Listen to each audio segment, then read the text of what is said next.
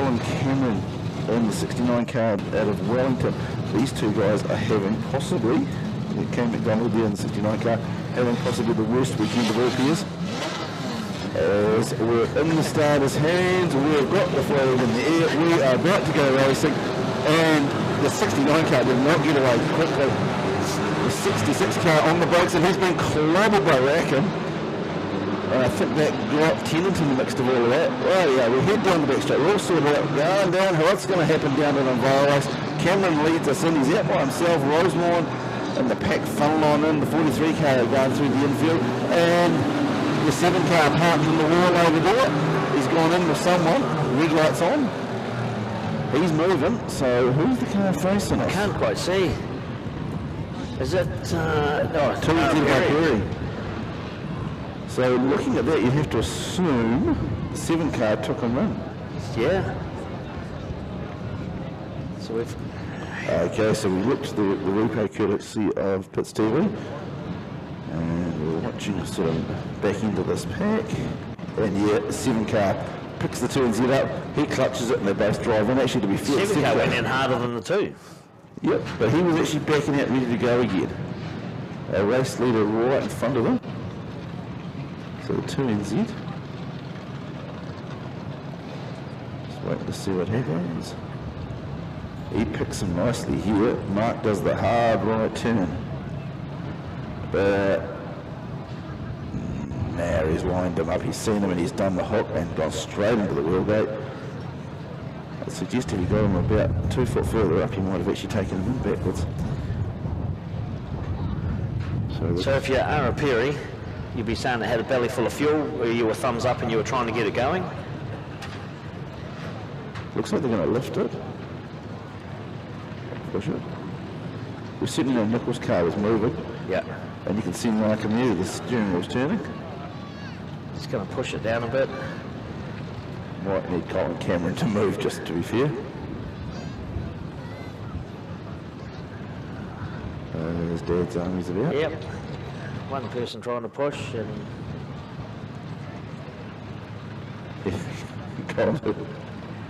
I remember a situation in Teams Racing years ago where they had a car on its side and they asked the driver to move his car and he blatantly refused. He said, no, it's a red light, the rule does not require me to move.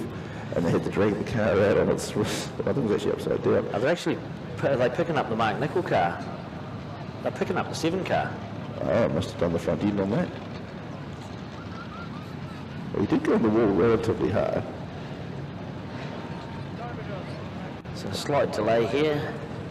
But hey, good for the people. You can see we've got the Hot Chips caravan over there. Radical coffee.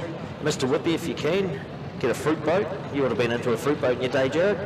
1 or 2.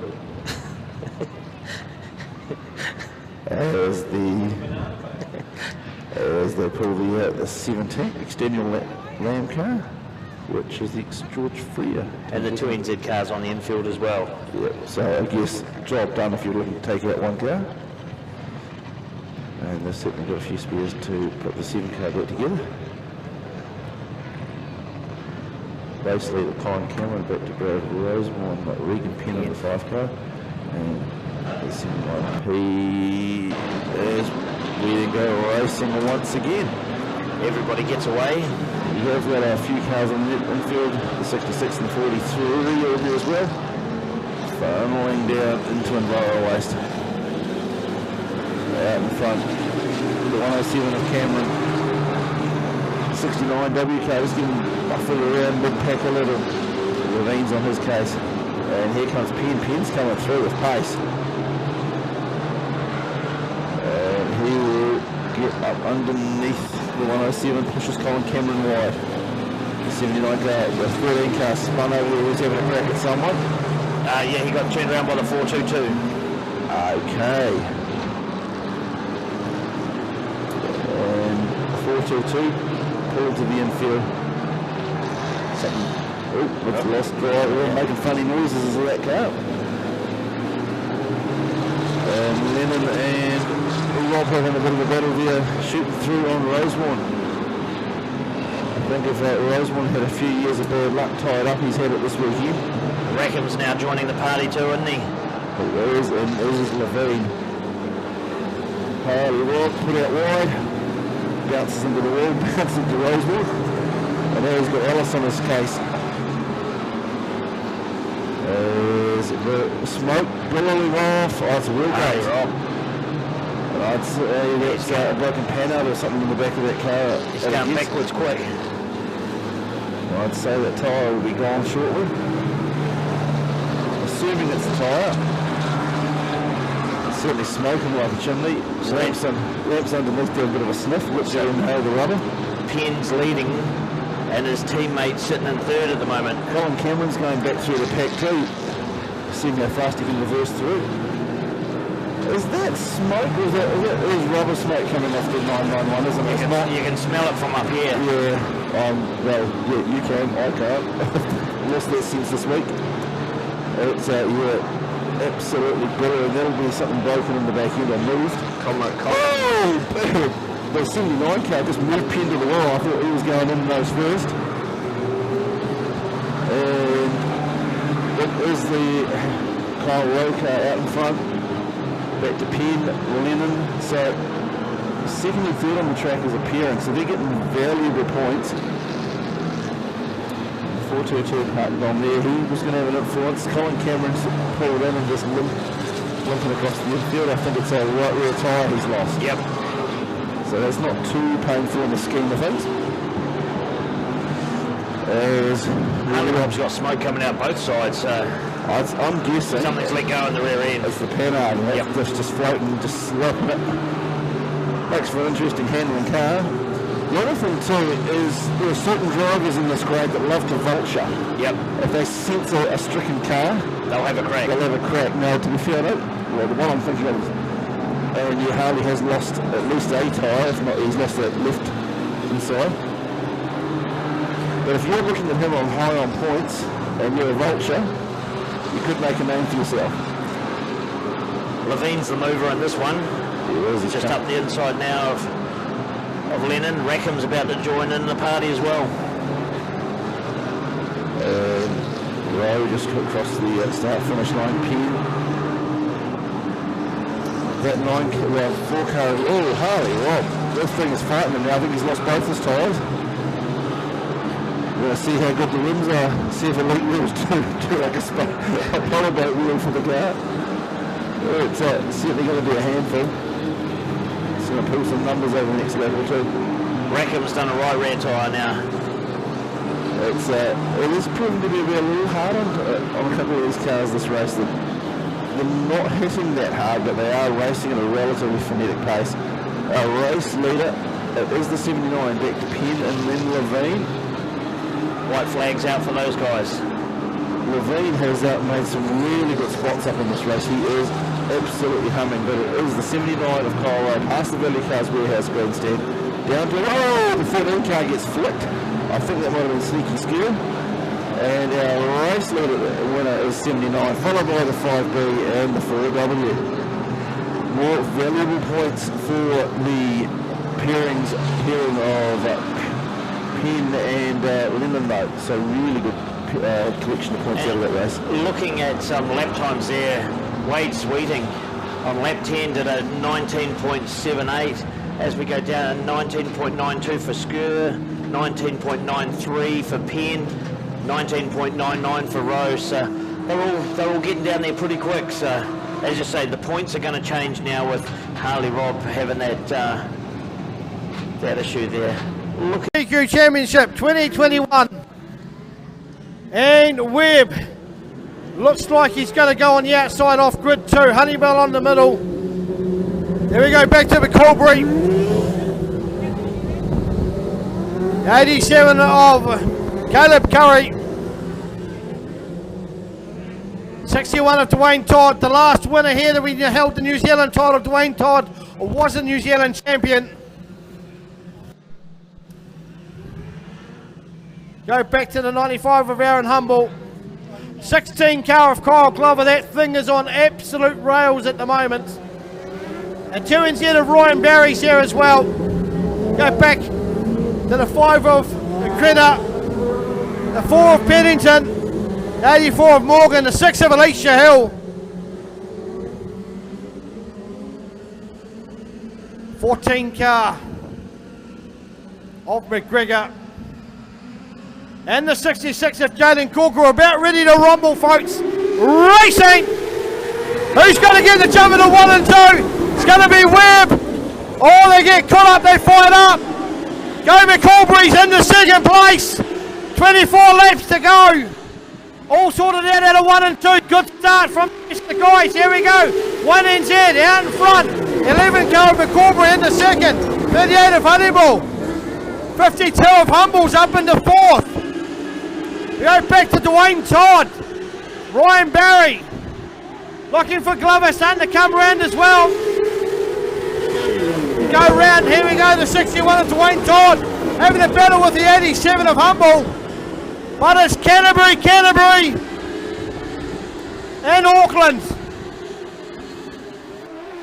Todd just holding a few of the guys back. The 67 of Caleb Curry. Not making headway. Oh, we got one round. Got one over, up and down. She's got Bessie. Gonna go caution. Lap number 3. We launched one over the top. There's fuel leaking. Got a fairly one of them look like Rodney Thompson. They got messy, they got spun around and nowhere to go.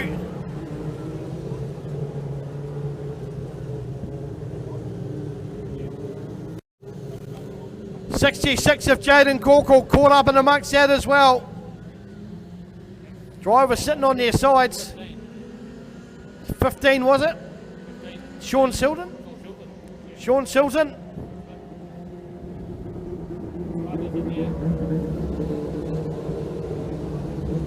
Let's have a look as out right these cars.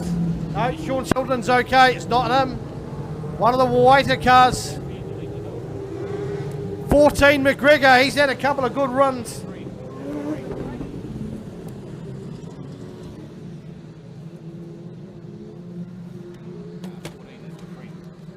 Oh, sorry, Jacob Lecreen, that is too. Well, this is one of the young fellas. That is unfortunate. 92 of Aaron Humble looks to be in amongst that.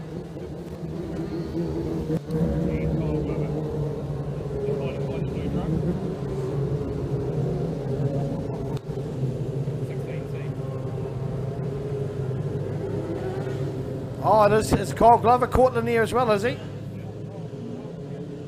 So it did get messy.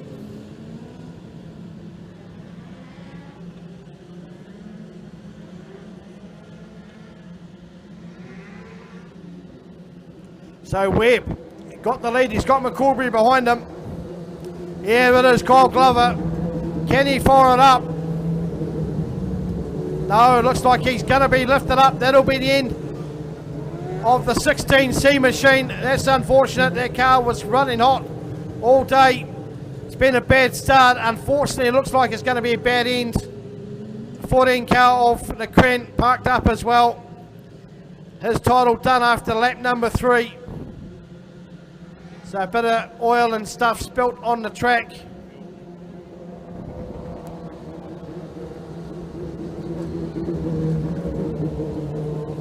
Cars just circulating. They won't want to do too much hot yellow lights, so there's a 25 lap final. It's going to propel a couple of the cars up. Have they set up for later in the race? When the track's a bit drier, we'll wait and see what the adjustments are. Have they managed to start the 92 machine, I think it is. 92, yep, looks like he's going to be restarted. Glover on the end of the tow truck. That is unfortunate. Yep, 92 machine fires back up. He was in about 6th place, Aaron Humble.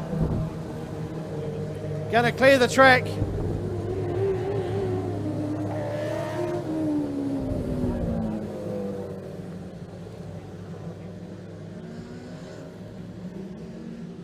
Of Rodney Thompson out the back there wasn't Rodney either. A lot of these cars just hard to cast. You've got to set them in a split second. John T. Austin made the final Levy wrap with that. Be inside the top 24.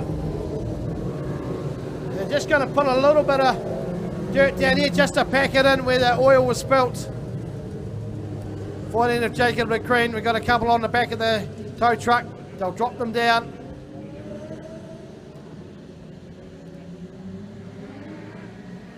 So it looks like the 92 going back up in position number 6.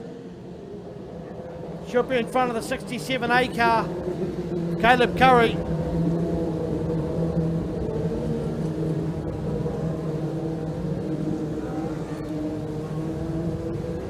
We get the drivers behind the barrier.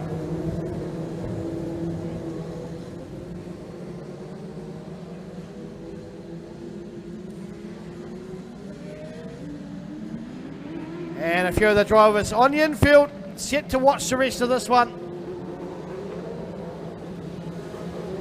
So will be Webb, McCaubrey, Honeybell, Todd, Barry, Humble.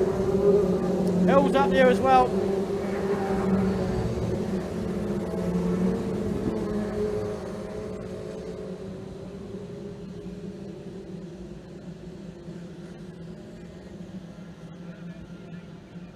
Rightio, lights still on, they'll go out very shortly.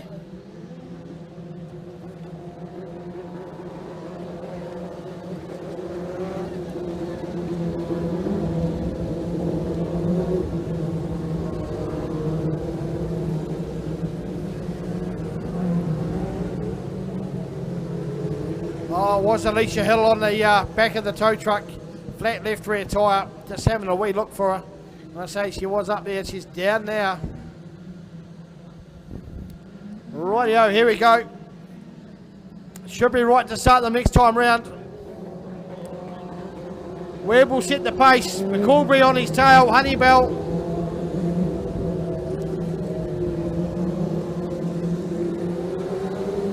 Three NZ got a lot of work to do to keep their number on the track. Some of them just starting to speed up. There might be a bit of a concertina effect here as they slow right up down the back straight. Rightio, got them fired up, ready to go. Webb gets the gun run. Green light. Back racing again. 87 trying to stick underneath. 92 of Humble. McCaubrey got all the pressure from the 39 of Honeybell. Got the 68 of Dwayne Todd. Watching these guys try and spot them round. But Webb looks like he's off and gone. He's got this car set up. Still got 21 laps to go. Bit of contact from Caleb Curry on the back of the 52 machine of Humble gets through. Tom Pennington trying to get through on the 4 car on the 92 machine. But it is Liam McCaubrey just holding back the 39 of Honeybell as he does the slide job on Liam McCaubrey. Sets his sights on the 1NZ car. One number I don't think he's had on the car will be the 1NZ. Lap number 6 of 25. So the field start to spread themselves out. Down the back straight, most of them go. Ryanco and McCrenna making up places. They've all got to catch the 1NZ of Webb.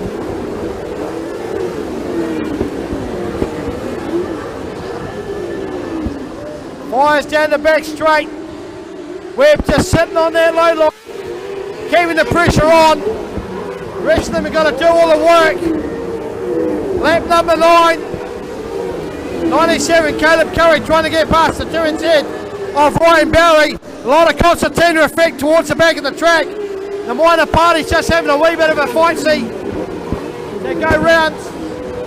Honeybell right on the back of the 1NZ of Webb.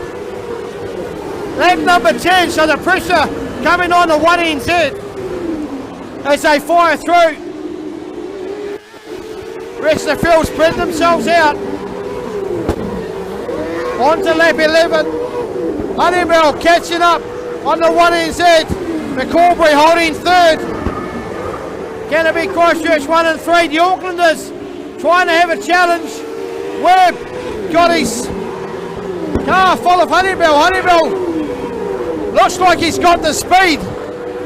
Webb's just trying to do everything he can to cover the race. Honeybell going wide.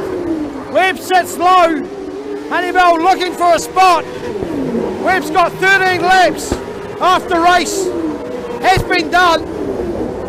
This isn't over. This can happen.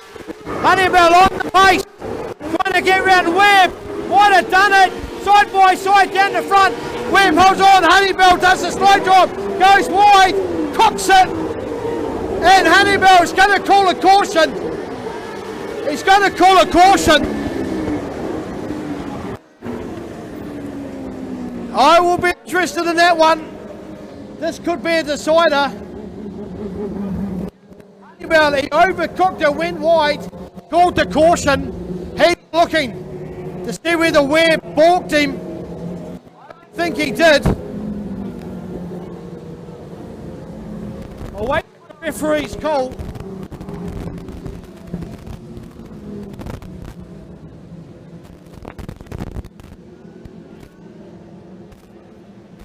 You got a call? What's the call?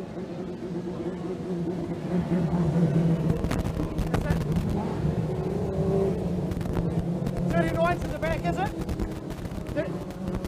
Righto, I've had the call from the referees. 39 to the rear. 39 will be off the back. He overcooked it, he caused the caution. He's gone to the back. His title chances have just suffered a major blow. Just overcooked it, he won't be happy. But that is it. He's going to have an awful amount. He was the only solid challenger. They were on lap 13, still got 12 to go. Have any of them got to set up right to try and get this done? Webb will be quite relieved that they went side by side out of 3 and 4, trying to get the perfect angle into 1 and 2. Webb shut the gate. Honeybell's protested, he wants to go back up 2. He's going to be told to get back down the back. He's not happy. He's going to be told.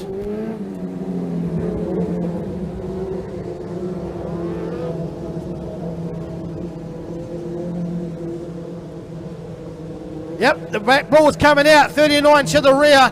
They'll be pointing to him. He's going to get told they won't continue on. Here we go. Is it going to be a bit of a temper tantrum? Not too sure. He's going to have an argument about this one. That's why he stopped, because he thought he was in the right. He's going to get told. And he's worked out what's happening. Pressure going on. Was a fantastic battle. And to be perfectly honest, he had the car to win the New Zealand title. He was all over the back of Webb for the last 2 or 3 laps. But he overcooked it, slid wide. Lucky he kept it off the wall. But he decided to stop and call a caution. Instead of going with a good car and trying to cash back up to him, he still had 12 more laps to do it. There we go, Christchurch 1-2. Dwayne Todd, he won the title here last time. The New Zealand title was held here. G.K. Gardner-Holmes, New Zealand title 2021. Lap number 13, we're just ticked over halfway through this New Zealand final. And Webb's going to fire them off on the green light. Here we go again. So it'll be a bit of a mad dash into 1 and 2. Hopefully they all get through. Honeybell will be on a charge from the back. Webb, has he got the setup to keep the car going? Another 2 or 3 laps. McCalbury holding up a couple of the lead cars. So it looks like Webb's got a bit of space. He's got the quicker car of the top 4. Just going to try and keep it tiny. It's a hit down another lap. Everyone else just heading through. Oh, contact! Corkle and Caleb Curry. So we've gone yellow again.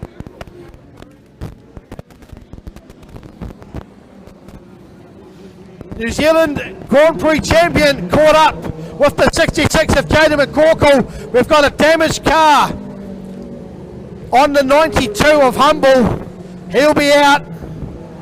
Not too sure what's happened to Todd Pennington in the 4 car. Just looking, just as a summation from the up here on the tower, we got the 1NZ.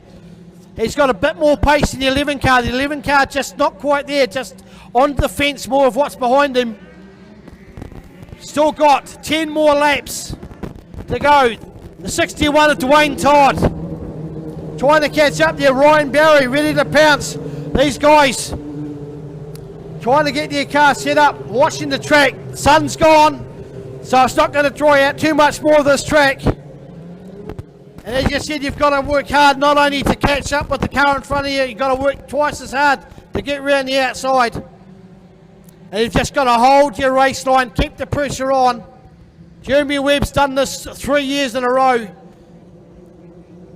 He's got 10 more laps. Couple of cars by the wayside. Humble already been involved in an incident along with Troy Pennington. Looks like his race is done and dusted. Jaden Corkle looks like his car's back racing again. 67 of Caleb Curry, he's back going, so that's all right. The GP champion will get contest this. Watch the 9 car of McCrenna starting to make up a lot of places.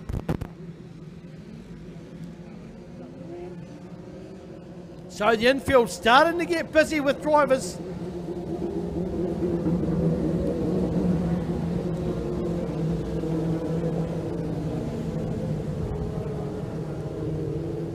Having a wee chat on the infield, Alicia Hill with Kyle Glover and Jacob Lecren. Another one to join them, Todd Pennington and Aaron Humble.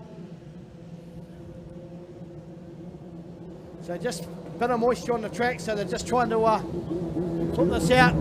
Trying to get Jaden Corkle shaking his head.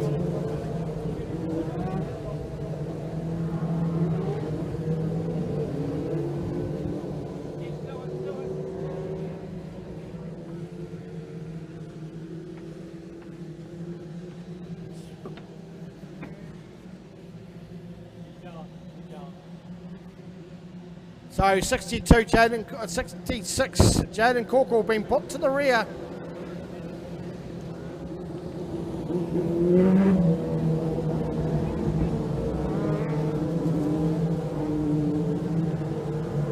Rightio, here we go. Lap 15, 10 to go.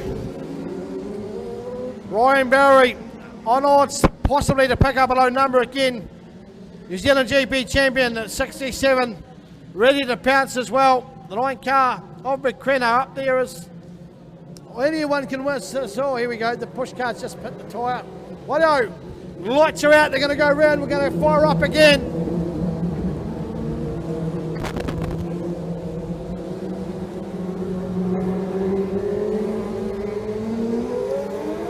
Just starting to speed up. They'll bunch up. A lot of them realise just going to slow back down again. Bit of a concertina effect. This is how you get accidents on motorways. But it is Webb controlling the pace. He's going to control the race line. Got the green. Off he goes. Here goes Dwayne Todd trying to have a go at Liam McCaubrey. A few of them getting caught up. Looks like McCaubrey's found a bit of pace from Jeremy Webb. Here comes the 2 of Ryan Barry. 9 laps to go. Aaron Humble there as well. So the rest of the field just firing through, trying to keep it tidy out of 1 and 2. Webb looks like he's found a bit of pace. He's just trying to make sure no more cautions. Lap 16, 9 to go.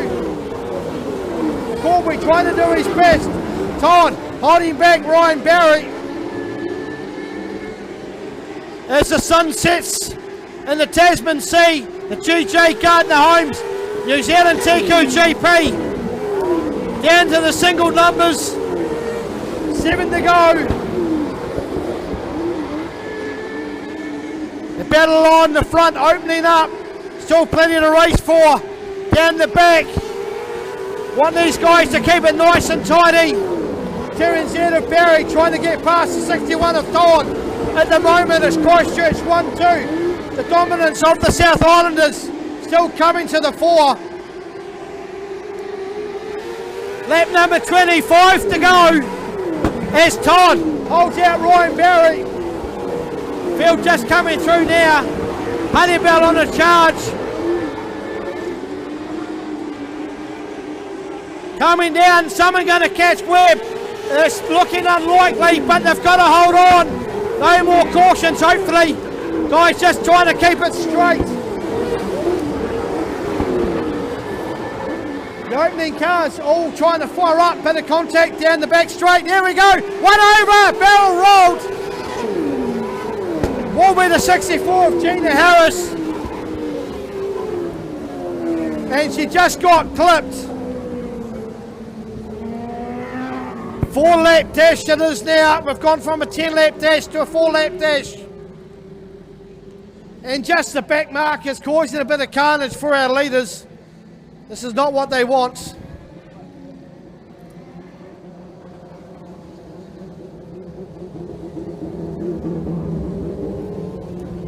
So the pressure goes on a restart again.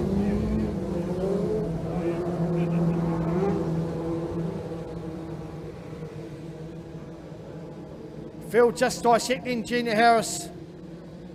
Lifting the car up beyond the back of the tow truck as it had a pretty good rollover. Are they going to be trying to start it? No, tow truck's going to be backed up.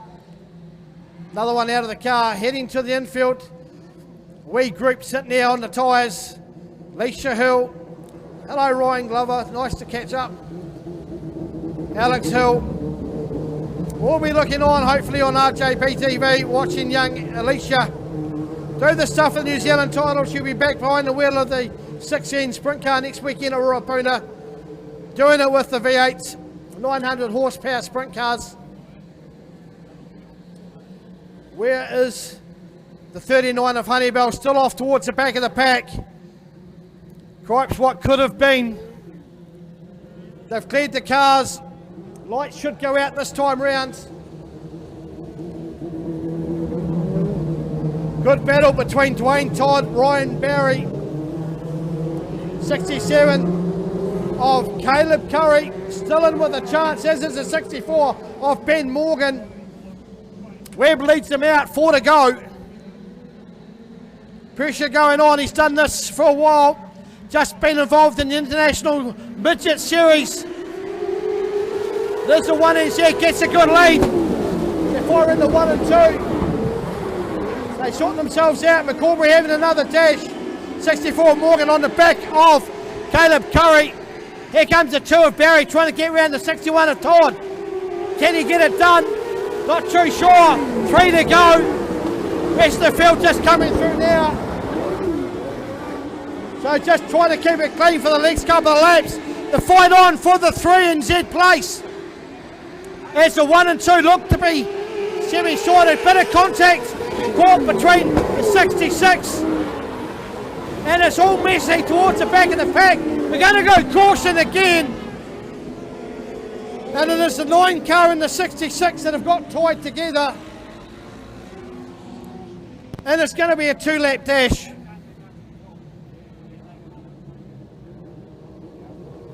And while the guys at the front of the track trying to get the business done, the guys at the back just not quite thinking possibly with their heads.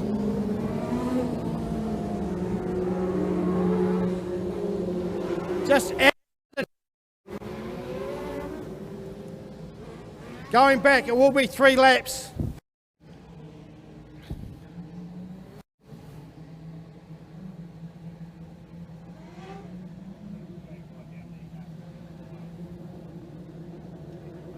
Race caution, GJ Gardner, thank Port. Prize giving will be in the pits after this.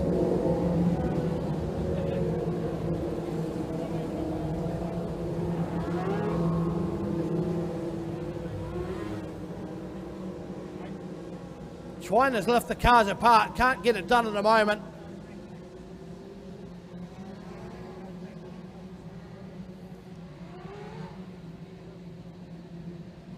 Trying to get them apart so they can continue on. I'll just be interested to see how they go with fuel tanks on these things. 25 laps, quite a few cautions. You've done 30 in yours? Is that at Western Springs? Yeah, imagine if you tried to do that at Bay Park.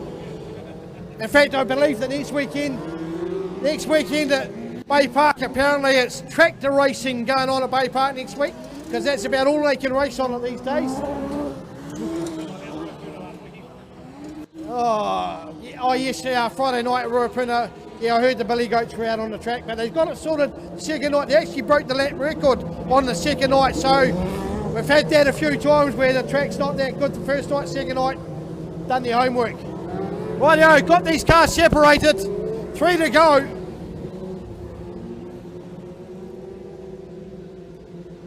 Jeremy Webb, he's just sitting there going, mate. McCorbury going, I've got another chance. The 9 car of McCrenna, looks like is he going to make it back up? He's just waiting for the thing to come through. They're going to call it a racing incident. Should be 84, 9C, 66N, 83. So 83 just got to back off a little bit and let the 66N back in. Hasn't done it yet.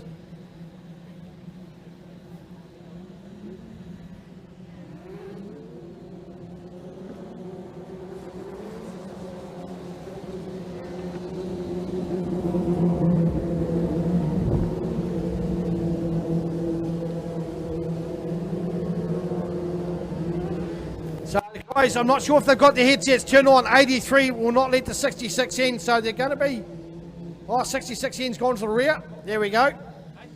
Cause of the 6683. Doesn't say rear at all. It says 60. Looks like they've sorted itself out. They've got it on the headsets. Righto. Let's get them round. Let's get them lights out. They've got it sorted.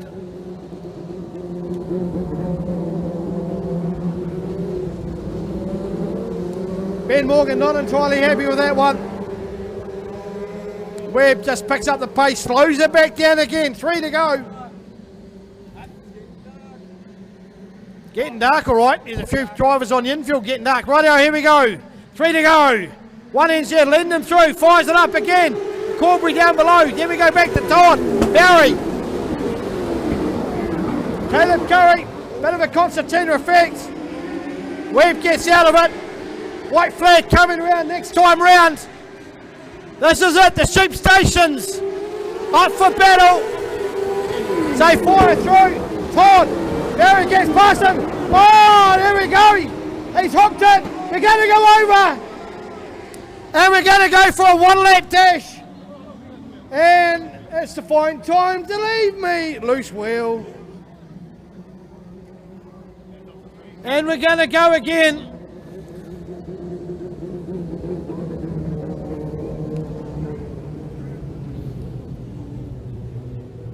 61 Dwayne Todd going for the sheep station, didn't work out.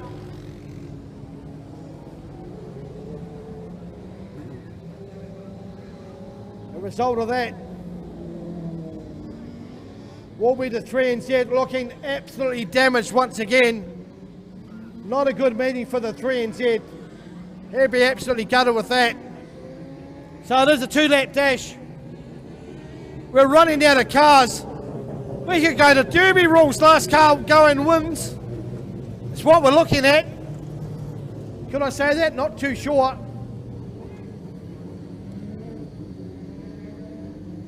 So 83 of Ben Morgan having a wee bit of a chat, not too happy with something going on.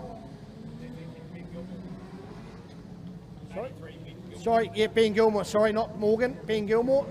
Apologies there, folks. The old head getting a bit tired. Been a long race. Jeremy Webb's led 23 of the 25 laps.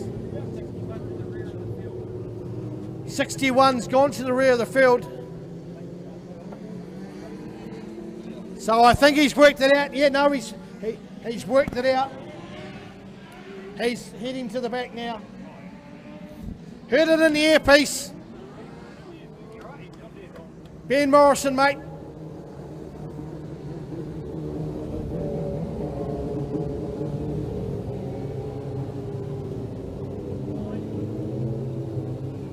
Rightio. Oh, hello. Quite sure what the ambulance is doing up there. Might be for Not sure who the ambulance is for. That's right, might be getting ready to leave. Can't do it yet. Still got 2 more laps. It's taken a wee while. Ben Morrison takes a walk to the infield. It's a long walk. It's been a hard weekend for the 3NZ.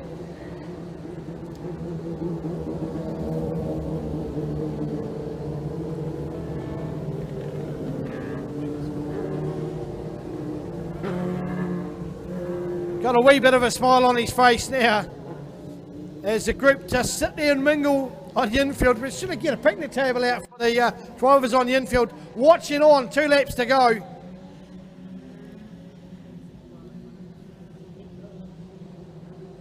Lap 23, so they'll go round white flag, checkered flag. My voice is just about gone. The sun's gone. It's getting dark. But we come to the business end. We're playing for the sheep station. Jeremy Webb does it one more time. He's only got 2 laps. Can we get through? Hello, we've got problems down the back there. The guy's jumping out of queue. Get back in line. Here we go. 2 laps. Can he do it? About the 5th restart. Going to go orange one more. The guy's just jumping out of the grid doors. A few of the guys just seen what they've got left in the tyres. Ryan Barry, can he move up one more to get the 2 on his car? Means he doesn't have to go to the sign shop. A current New Zealand GP champ sitting in 4th spot. Now 1NZ leading this one. He's got 2 to go. Liam McCalbury in behind them. Here we go once again. Round they go.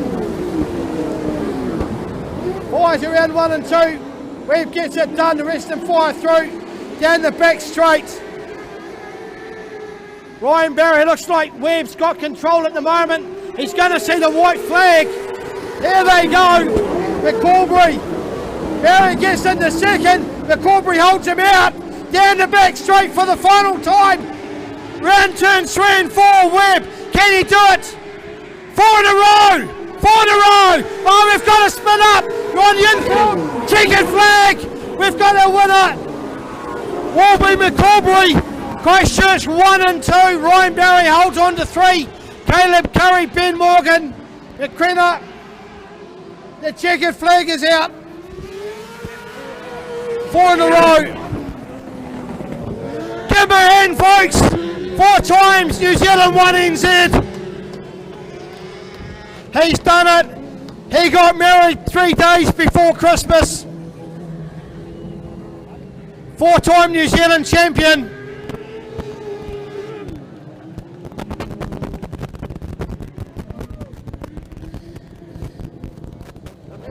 Oh, there we go, folks. Well, it was epic.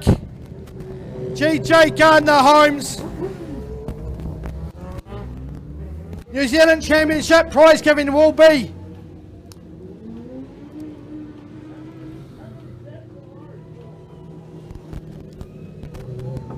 what an epic race. 4 times. Outstanding effort. Dick Webb, father, will be absolutely happy with that. Liam McCalbury gets to put the 2NZ on his car. Ryan Barry goes down to 3NZ. Thanks, folks. Safe journeys from where you come from. Prize giving will be in the club rooms, as he's probably going to do some donuts, is he? The 1NZ of Jeremy Webb. Absolutely awesome effort, led from start to finish. He's had a hell of a last 2 or 3 weeks trying to get this car sorted, get it fired up. He's had it all week. He texted me earlier in the week. He said, mate, I'm not sure, I've got a missing engine and it's not working, but he's done it. Congratulations to all the other drivers, commiserations to a few of the drivers as well. But it is 4 times. 1NZ. And I'm very happy. I think the honeymoon's still going to continue on for a bit longer. Thanks, folks. It's been a great meeting. 2 weeks' time, South Island Production Saloons. We thank, special thanks to GJ Gardners for their sponsorship this weekend. Our 4-time New Zealand champion, Jeremy Webb.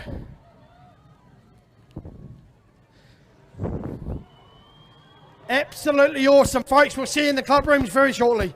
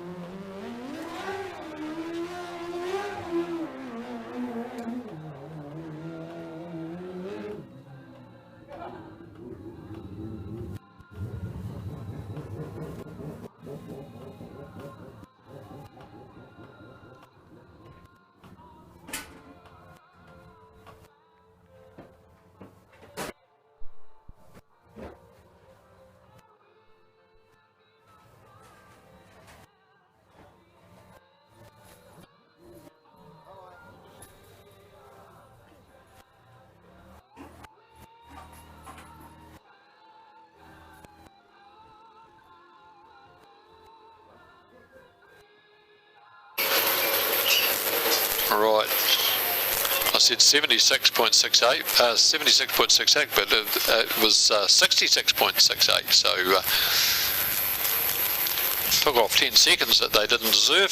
So we have 35, Aaron Sullivan and Nick Wood in the red. They'll be off gate 1. Then we have in the blue 99E Lester Schroeder and Sean Nolan. They'll be off gate 2. I see in the white there, well no, actually they've got the red on. Not quite sure what's going to happen there. Oh no, they haven't. Sorry, my mistake. In the white there is David Buckland and Carl Johnston. Number 15, they're off gate 3. And we've got Carl Foster and Michael Toos. I'm not quite sure who the extra one is. We'll just have to check that out. 16C. 16C. Carl Foster and Michael Toos are out there. So it's Aaron.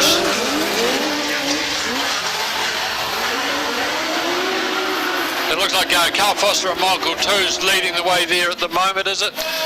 We've got a bit messy there with Aaron Sullivan and Nick Wood. Had a bit of a moment, but Carl Foster and Michael Toos. And then we've got Lester Schroeder and Sean Nolan there in the blue. And got one extra that I haven't quite picked up who that is yet. I think it's Paul Anderson and Johnny Maxwell. They're in this one. Paul Anderson and Johnny Maxwell, they're there in third place. So no doubt about it, the leader at the moment though is Carl Foster and Michael Toos. Then we're followed by Lester Schroeder and Sean Nolan. Aaron Sullivan and Nick Wood. And well, the checkered flag's coming out now, so we'll have to make sure that we get this right. 16, 99, 35, 15, 28. Okay, so we've got Carl Foster and Michael Toos come through in the first place. Lester Schroeder and Sean Nolan in second. Then we had Aaron Sullivan and Nick Wood, Paul Anderson and Johnny Maxwell, and David Buckland and Carl Johnston. So we'll just have to shift them up there.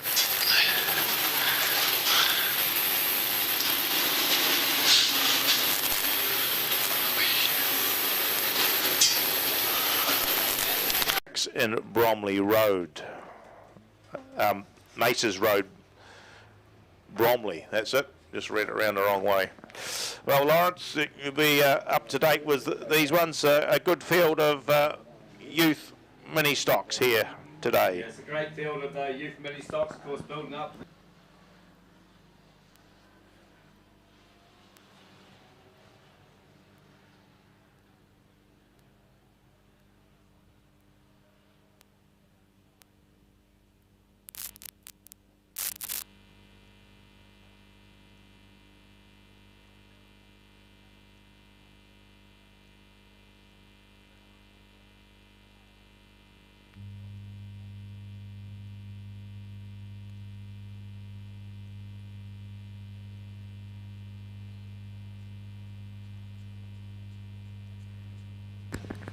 Okay, it looks like we're away in racing. And Ashton Osborne hits the fronts ahead of Robbie Edgeworth through turns 1 and 2. It's a smoking or a vaping Robbie Edgeworth there in second place. Back there in third place, it looks like Zoe Knox has a look up the inside of Edgeworth. Of course, Zoe Knox, one of the top female drivers in the youth mini stocks. And behind her, you've got car number 12. That, of course, is Cole Phillips. And behind Cole Phillips, now watch out for this young fella, car number 97, Ben McSweeney, in the naked chassis, if you like, as he goes down the back straight. And behind him, of course, you've got Bailey Cooper, car number 8. He's followed through by car number 18, all the way from Nelson. That is Luke Higgins. Now, he's got to be related to the famous stock car driver up there, Brendan Higgins, I imagine. But out front, it is all car number 16R, Ashton Osborne. Of course, his father was also a top stock car driver, was 3NZ. The New Zealand Super Stock title was Mark Osborne. But young Ashton, of course, he's already won the New Zealand Youth Mini Stock Championship bout at Oxford Speedway the last time it was held, as well as the CTRA New Zealand Youth Mini Stock title. So he's already won a couple of New Zealand titles, and his dad, of course, won 3 New Zealand Super Saloon Car titles. He's making easy work of things at the moment, but Zoe Knox moves into second place, car number 31 from car 77, Robbie Edgeworth, under pressure from car number 12, that is Cole Phillips in fourth. Then we move back to car number 97, of course that's Ben McSweeney. He's followed through by car number 8, that's Bailey Cooper, and all the way from Nelson is Luke Higgins, car number 18, a long way back to Connor Houghton, or Tyler Houghton in fact. So on to the last lap now for the youth mini stocks, and it is car number 16R. He's getting pretty used to this. He's won races all around the country in youth mini stocks. Of course, he's competed in the mini stocks in Paradise title at Rotorua, and of course he's taken out another one, and that's Ashton Osborne, 16R. Second place, just on the line there, is car number 97, that's Ben McSweeney. Back there in third is car number 31, that is Zoe Knox, just ahead of Cole Phillips, car number 12. Behind Cole, of course, is car 77, Robbie Edgeworth. Then back to car number 8, that's Bailey Cooper. Then we go back to car number 18N, that's Luke Higgins. Then car number 47, Tyler Houghton. And behind Tyler Houghton was car number 5, Jackson Hootis. And car number 7, that was Tony Lee Best. And I think we had car number 4, Flynn White. And the other car just going in the pits there, it looks like it was the other of the Brook family. Of course, that'll be Emily Brooks.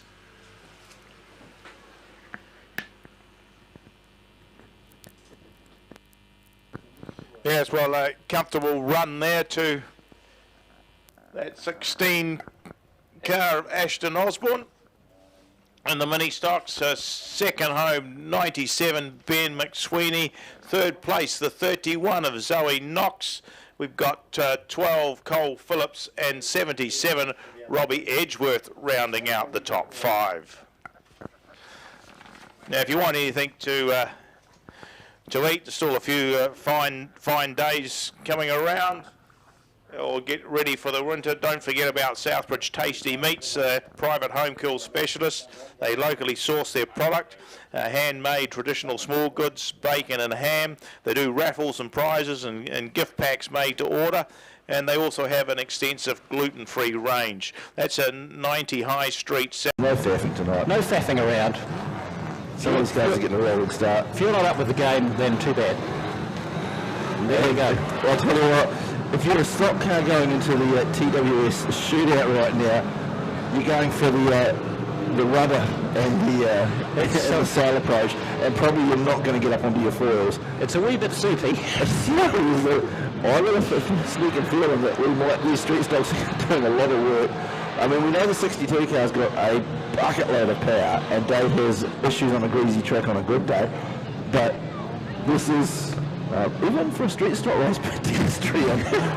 It is, isn't it? If you saw them off the start, the wheel spinning was something else. Well, it was like, the 121 car's gone clean up with Buddy Finch straight in the water, and then, of course, some of these cars were ready for the State of Origin, which is now next meeting Weekend, yep.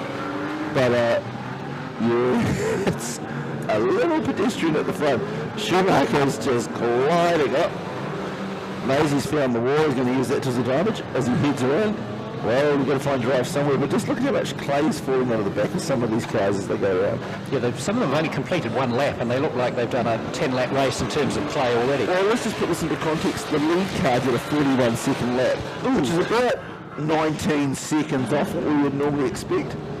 So as where is he? He's come through his last lap. He managed to shore up to a solid 36 seconds. Oh, he's getting a lot faster then. And you can see that on the track too, can't you? There's a definite increase in speed.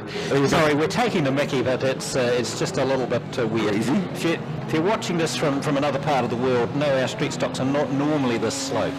I'm Just sure the track surface for the start of the night. Well, the problem with that is we're about to head straight into a top 12 shootout, which is it's almost untenable. Yeah. So it's an interesting situation. We find ourselves a 54 car, normally Kirk Aldridge. It's Nika Aldridge. She jumped out of the mini stock into Dad's street stock tonight, facing the wrong way. I was going to say, normally goes the other way too, doesn't it? Well, a little bit congested out there. We've got the 18 car parked in the wall down the end there of Greg Williams. So we'll turn the 54 car around. Ironically, there's more grip on the infield than there is on the racing track. The Toyotas are pulling some numbers down the front straight here. So just out of curiosity, Schumacher did a 35-second lap out of that one. And McShare did a 35-second lap as well. So yeah, we are well and truly in the twilight zone. Yes. Well, we're almost comedy action, to be fair. I mean, it's become a bit of a car park in turn 4 there. Not quite sure. Yeah, we've got Shannon Nath and Nelson parked in there. Rob Williams is there. Who's on the outside? 15 and Ben Turner. It's funny, they're lifting before the start-finish line to make turn 1. Now I've seen the odd super saloon driver throw a car from that far out, but they were moderately faster. Yeah, they'd be doing 16-second laps. Well, it's not often that you see the front wheels doing a completely different speed to the back wheels. So we are starting to get a little bit more consistent, but not exactly a race surface that you want to do a shootout on. That was McShare. He's looked up the inside. He gets given it the way full. Has managed to drop it down to 34 seconds. Lap, so picked up a couple of seconds out of that. But just as soon as they unsettled, there was just no drive in there. We've got Maisie deciding to drive the wall down the front straight here by the looks of it. No, he's backed off it.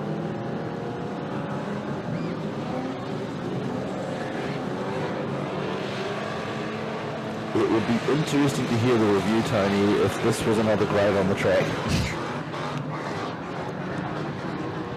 It would,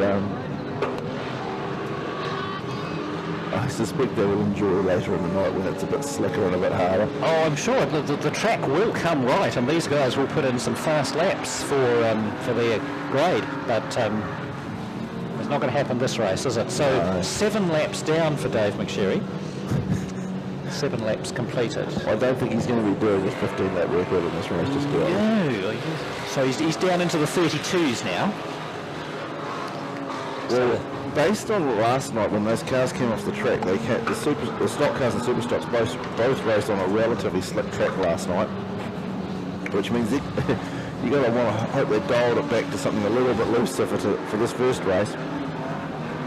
As the street stocks head round. Race leader and round. Well, we're down to 32-second laps. Still certainly not a track surface that you could say was viable for speed. White flag is out for Schumacher. As the 46 car got clobbered at the front of the 73. And it is... Here's some debating going on in the background. I think we're going to be sending some saloons out to do some track packing. We may have to do a bit of wheel packing before we can get the shootout happening. Yeah, it's just not fair. McSherry spun to the infield. Schumacher's been taken to the wall. But don't get me wrong, he got to see the wall coming for about a day and a half. Yeah. It's like watching your dog run away on the Canadian prairie for 3 days. Schumacher takes the checkered flag, and that was what you can say, to be fair, Tony, was a comedy. No disrespect intended to the competitors. 32-second laps, Schumacher taking the win. Fastest car actually was Sean Andrew, who did a 30-second lap on lap 7. So we weren't setting any records. We weren't setting any records. Well, not good records there. And in fact, the last lap, Dave McSherry took it as 41.4 seconds on the ELS. And we know our ELS had a few issues last night, but it is not hemorrhaging to that extent. So we've just been told that the shootout is not going to happen as event 2. It's going to be swapped with saloons. So saloons will be next out, and then... Also not to be discounted out there at the moment is Jeremy Scarlett's first season in a V6 wingless sprint after competing in midgets and proving very adept to it as well. So we'll have a look at the grids. It's 10 laps the distance. Starting from 1 is the 11 of Shooter Hawkins. On the outside of him is Peter Keefe in the ATL Haulage 88. Ethan Scarlett starts from 3 in the 57, and alongside is Jeremy Scarlett in the 37. It's an all crumble third row as we're going green. And right away it's Peter Keefe there in the ATL Haulage 88 who is breaking away to an increasing lead over Shooter Hawkins there in the Hayden Paintbrushes 11. Looking back through the field, there's a nice little squabble going on there for third between the two Centro Targo boys, Ben Smart and Adam Evans, with Ethan Scarlett there looking very tidy in that third position. We'll keep an eye on that as the race progresses. A couple of laps down, it's Peter Keefe who's working that low line. Back there in second, it's Kirk Hawkins, who's, as you can see on track, he's trying to utilise a higher line, and it seems to be working for him at the moment as he closes on the bumper of Keefe there. In third, it looks like it's Adam Evans who's managed to win that battle over his trackmate there in Ben Smart. Bit uncharacteristic to see Andrew Gregg back there in the 6th place as he makes a move, as I say that, on Jeremy Scarlett. And we have Ethan Scarlett and Craig Sutherland there rounding out the field. So back to the front, it is Peter Keefe there in the ATL Haulage 88 who's managing to build a considerable lead there from Kirk Hawkins there in the 11. Adam Evans working that middle line for some clean laps there in third. He looks to be comfortably holding that position there from Ben Smart in fourth. Laps wind down, we've got 4 laps to go. Keefe there, well, it looks like he's not really racing away from it at that point. Shooter Hawkins there, he's managing to close that gap. It seems to waver with every lap that goes past. Meanwhile in third, Adam Evans looking very clean and comfortable for that position. He'll be looking to make some improvements from that in the race. In the later races for the night. Up the front. Oh, we've got an issue there for Kirk Hawkins. He runs high and taps the wall. He's scrubbed up a lot of speed. Could that be a mechanical problem there? White flag coming out. Peter Keefe last journey around the track. Kirk Hawkins, that brush with the wall hasn't seemed to have phased him too much, but the gap has broken away. Adam Evans looking very comfortable there in third. As they go around the stadium finance turn for the last time, it's Peter Keefe who will draw first blood in heat racing for the night. We're first. Kirk Hawkins there second. Adam Evans holding on for third from Ben Smart. Andrew Gregg, not where he really finishes there in fifth. Jeremy Scarlett, Ethan Scarlett and Craig Sutherland rounding out the field. Yeah, good stuff there by Peter Keith, and he shows his dominance again. Just got to the front and really controlled the race to his own pace. Shooter Hawkins in there for second, doing a bit of wall riding, showing the crowd his right rear. And, of course, Adam Evans takes into third. Some pretty quick times there, and we're only focusing on them to talk about the track condition. Anything under 17 seconds for a 6-shooter, or the V6 wingless sprints, as they're known now, is very good. The first three guys all about 16.3, 16.31, 16.33, so some very fast racing by the 6-shooters. No wonder Adam Evans couldn't make any forward bite on that one. So green, and we're around racing for the final heat of the middle of the stocks, and Natur on the brakes. Ward's hard on the brakes. Nichols gets turned around as they go down the back straight. Harley Rock, here comes Wayne Hemi up the inside. Thanks for coming. There's a bit of bumper. Quinn Ryan's going hard. He's up the inside of Kendall Ashton as they come out of turn 4. Wayne Hemi, Harley Robb side by side. Then we go back to Quinn Ryan, Malcolm Nartai, Thomas Stanaway, Ashton. She's up the inside of Stanaway now. Then we go back to Arda Perry in the 571, and behind him Jordan Dare.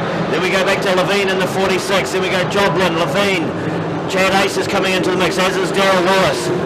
So they knock off another lap. Harley Robb has taken over the lead. Quinn Ryan's in that second spot. Then we go back to Wayne Hemi. Kendall Ashton holding into that fourth spot over Jordan Dare. Then we go back to Nartai, Stanaway, Arda Perry. Then we got the two Levine brothers side by side. Then we go Joblin. Chad Ace, Daryl Wallace is in there. Bryce Steiner's just using a bit of bumper as he comes in from the back there. Past the 52 of Scott Joblin. But Harley Robb up the front, he's opened up a few. Who would have picked him, would have been able to get away. Him and Hemi were side by side. Yeah, Quinn Ryan's put a lot of pressure on Hemi as Ace goes round. So Harley Robb still leading us at this stage. Races for second and third. Wayne Hemi on the outside, Quinn Ryan down low. We've got a bit of a pile up down here. Godfrey by the look of it. I can't quite pick the other cars up as they come out of turn 4. They all manage to avoid it. Harley Robb still leading us. Jordan Dare's picked up a spot by the look of it now. He's come into the picture. As they go down the back straight, Quinn Ryan. He's trying to get into the side with Gun Red.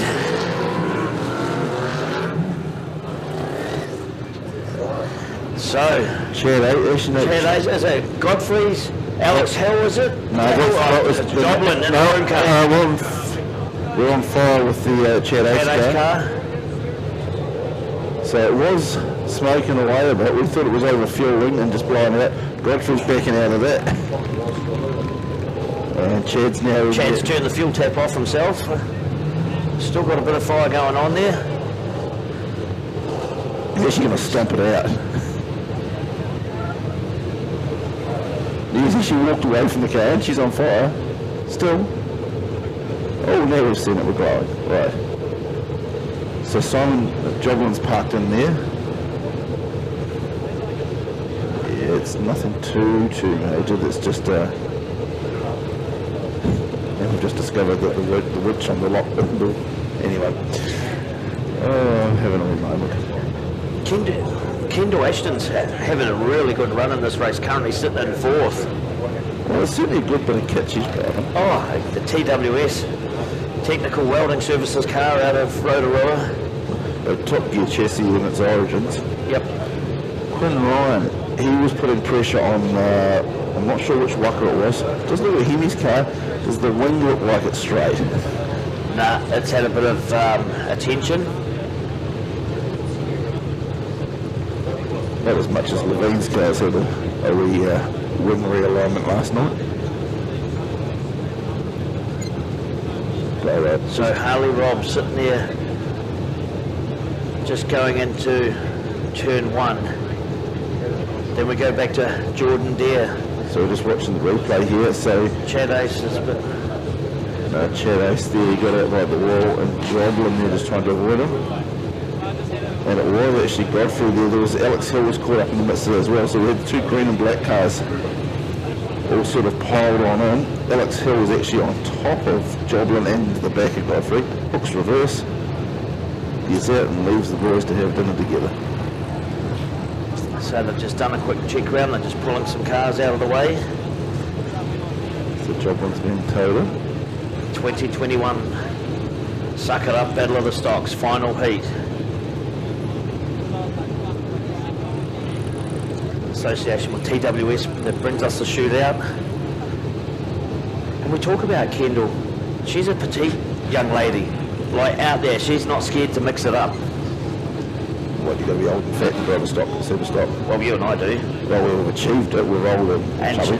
Holds the lap record at Huntley, I think it is. Yeah, holds the lap record at Huntley. Better father's lap record, so that's him. He's retired. He did start the season racing though, didn't he? Oh, I think so, yeah. I think so. I think it had an incident at teams racing from memory. Parked him up for the season. But when you come from the Ashtons, they're going to find someone else. They're going to find another. So we're about to go racing again. And we're off in Harley Roll. He gets away. Everybody else gets clean. Godfrey's still sitting there parked up, never got going. He hooks reverse. He's getting out of the way now. So Harley Rob, Jaden Ward, is he just going to park him behind him? What's he up to? As they fall wide coming out of turn 4, this could turn ugly. What have we got? Stanaway, Hemi, Ashton, Levine. Ward's going to play a part here, is he? He's just cruising round. He's lurking with intent in it, isn't he? As they go down the back straight. At the moment, Harley Rob comes past us again. Then we go back to Jordan Deere in the 5A1. Wayne Hemi, Stanaway, Quinn Ryan, Levine, Joblin, Levine, Ashton, Araperi. Then we go back to Wallace, Nartai, Eulenberg, Malcolm Reed, Lloyd Jennings. But back up the front, Rob comes past us again. There's a spin up down there on turn 4. Who have we got? Ryan and Quinn Ryan and Darryl Wallace is involved in there as well. So Harley Rob, he's still holding that lead at this stage. Wallace gets going again, just pulls out in front of him. Quinn Ryan, he turns himself round. So Rob gets past them. He goes into turn 1 and 2. Jordan Deere's chasing him down. Wayne Hemi's thereabouts. Then we go back to Stanaway. Something's happening with Ward. He is waiting for someone. He's cruised around now for a lap and a half, so... He's definitely has a flight outside tyre. He's got... So our leader is still Harley Rob in the 991. Then we go back to Jordan Deere. And behind Jordan is the 591 of Wayne Hemi. Then we've got the 5W Keegan Levine. And behind Levine we've got 87B Thomas Stanaway. Quinn Ryan's a lap down. Then we'll go back to Malcolm Nartai, Araperi, Ashton, Joblin, Adam Joblin that is. Then we've got Eulenberg, is massive. Ethan Levine's in amongst her as well. Then we've got Lloyd Jennings, Malcolm Reed's coming into the picture. There's a big pile up as they go in down to turn 3 and 4. Who's going to come out of that tidy? Who's up against the wall? Joblin's up into the wall. Levine goes through. Joblin's going to do the cutback, come underneath them. Then we've got Ashton there as well, Eulenberg. Our leader has gone through for the white flag, Harley Rob. Then we've got Jordan Deere, Wayne Hemi. Then we go back to Levine, Stanaway. It's a race for the flag. Harley Rob's got quite a clear lead. Jordan Deere just gives Wallace a tube. And he's just lost a couple of spots himself. Wayne Hemi now will pick up that spot. Then we're going back to Keegan Levine. Then we'll go back to Jordan Deere, Thomas Stanaway, Malcolm Nartai, Araperi, Eulenberg, Jennings, Levine. As the rest of them file through, Bryce Steiner, Jared. What do you make of that for the final heat? Well, Jordan Deere just in that last spot there, poked into the side of Darryl Wallace and cost himself. Yeah, unfortunately the boss came through and clipped him on the way past as well. Once Harley Rob got the clear air, he was gone. It was just, he sniffed the chicken. And our helpers, and particularly Jack Service Centre and the Filter Crushing New Zealand for the sponsorship of the 2 titles. Well, Well, we've seen with the youth mini stocks so far today, the podium finishes have been the same three drivers. Of course, Ben McSweeney, of course, car number 97, 16R, Ashton Osborne, and of course, Zoe Knox, 31C. So we'll see if those drivers can make it on to the podium for a third successive race. But off the front row, it is car number 4, Flynn White. In grid position 2 will be car number 7, Tony Lee Best. In the third position is car number 8, Bailey Cooper. Alongside Bailey Cooper is car number 31, Zoe Knox. Then we move back to car number 12 on the third row of the grid. On the inside is Cole Phillips. On the outside is car number 16R, Ashton Osborne. Then it is the fourth row of the grid. We have car 72, which is Emily Brooks. On her outside, it is car 47, Tyler Houghton. Then the fifth row of the grid, we have car 97, Ben McSweeney, your last race winner, and car 71, Amber Brooks. Then we have car 18, Luke Higgins. On his outside, Robbie Edgeworth, car 77. And at the tail of the field, the back of the bus is car number 5, Jackson Hootis. Away and racing, and look at Zoe Knox. She's gone in to turns 1 and 2, and she's taken the lead. Oh, we got one around. Is that car number 7, Tony Lee Best? And we've actually got two cars around. Tony Lee Best is one of them, car number 7, and also car number 18, which is Luke Higgins. And the yellow flag has come out.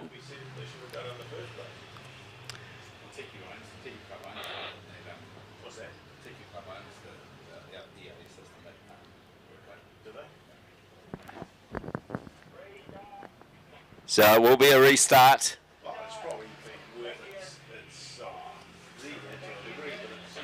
So they have to form up in their original grid positions once again. And Zoe Knox looking very, very racy indeed. Car number 31. She's certainly come on gangbusters in the youth mini stock class, has Zoe. Now, Ashton Osborne has 2 New Zealand titles in the youth mini stocks, the CTRA one and also the Oxford Speedway New Zealand title. Of course, that's coming up once again in May. We've got 2 drivers stopped at the start-finish line here. Of course, car number 5, Jackson Hootis, and car number 8, which is Bailey Cooper.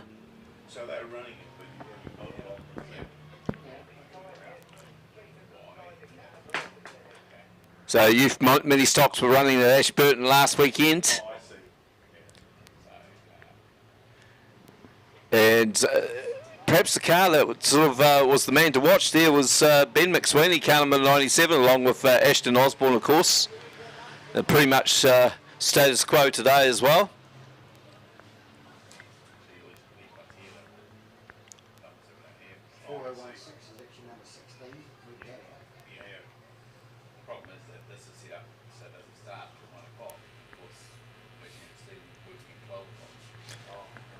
So the green flag about to go racing. Away and racing, and look at the start from Bailey Cooper up the inside. Zoe Knox on the outside. Tyler Houghton's in this group as well as Ashton Osborne. Ashton Osborne now moves into third place. Zoe Knox having a look at Bailey Cooper, but she's got Ashton Osborne up the inside. Here comes car 47, Tyler Houghton, but up the inside of him is Cole Phillips. And watch out for the sleeper in the pack. Got car number 97 there. That, of course, is Ben McSweeney as they hurl into turns 1 and 2 once again. Zoe Knox has a look up the inside of Ashton Osborne, but she's got Cole Phillips right on her tail. Then we go back and forth now is Ben McSweeney. So watch the battle between McSweeney and Ashton Osborne. Of course, they've had one win apiece. But, of course, Osborne's got 2 cars in between himself and McSweeney, with Knox and Cole Phillips there. Tyler Houghton sits there in 5th place. Back there in 6th is car number 8. That, of course, is Bailey Cooper. Great dice going on there between Amber Brooks, car 77, Robbie Edgeworth, and car number 18N, all the way from top of the South Speedway, Luke Higgins. Further back, you've got car number 4, and that, of course, is Flynn White, car 7. Tony Lee Best, and at the tail of the field is car 72, Emily Brooks. But out front, Ashton Osborne making every post a winner in the stealth.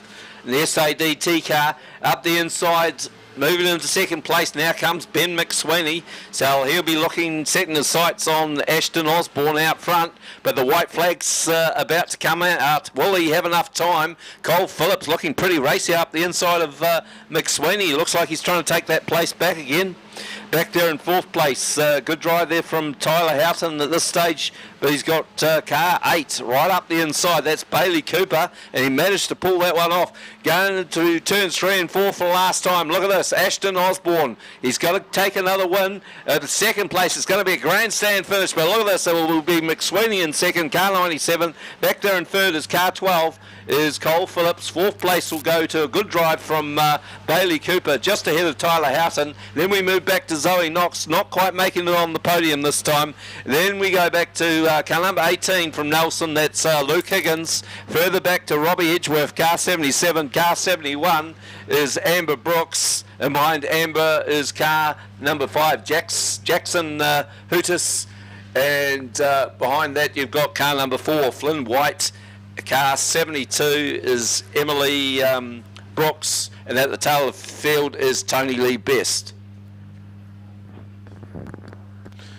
Well, certainly the 16 car is the one to beat. Ashton Osborne taking out the win in that final race from 97. A very good battle there between Ben McSweeney and the 12 car of Cole Phillips. Could have gone either way there for a moment or two. 8 Bailey Cooper in that fourth spot with 47. Tyler Houghton rounding out the top 5. Yes, yeah. As we're going to go racing. We're going racing. And the outside lines, not because they're all on water and they just slip across to the inside. I think this has been a deliberate ploy to make this last race really interesting, is to get set them going on a very wet surface. No, it's a self-funding strategy for Speedway New Zealand. You now ping them for all the content when they're going fine. Oh, that's tricky, isn't it? Yeah. You do not want to go high on the track as the 154 leads us around the 35. Go see just how much power it lays into the track when they hit the water. No, just that very slippery up high. And the 22 car spins in the middle of the straight. So the 154 leads us around about 2-7 and the 24. The one on the wall over there. 35. 35. If we can do it, try and take. He did the same thing down here, just tried to go too wide. You cannot go wide in this track now. The Evans in the 7 car. Oh, right on the back of the 154. Back to Hawk. And I get a feeling that when you're running one lane with mini stocks, you're not going to get a lot of passing. You're going to be waiting for the wind to pick up halfway through the race to wind to pick up just to dry the track out. Actually, to be fair, I just had on the text going, has the 50-50 been drawn? We forgot to announce it.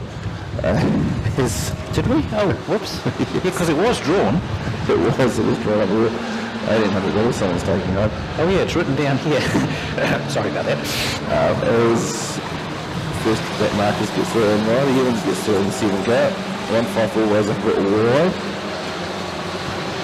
And the 24 car right on the tail of the 154, just trying to push it around the corner. It does, manages to muscle up the inside.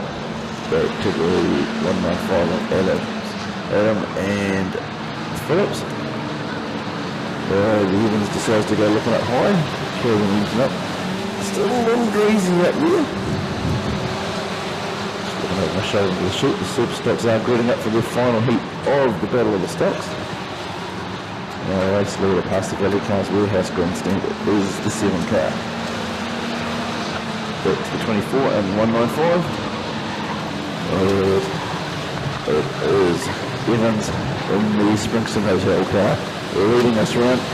Had a relatively good night. Managed to squeeze through to the front. Pulling 22-second laps at the moment, so still pretty consistent from the start of the night. Oh, another one goes around. 22. 22 again. Hudson in the 22 car. Race leader is the 7 car.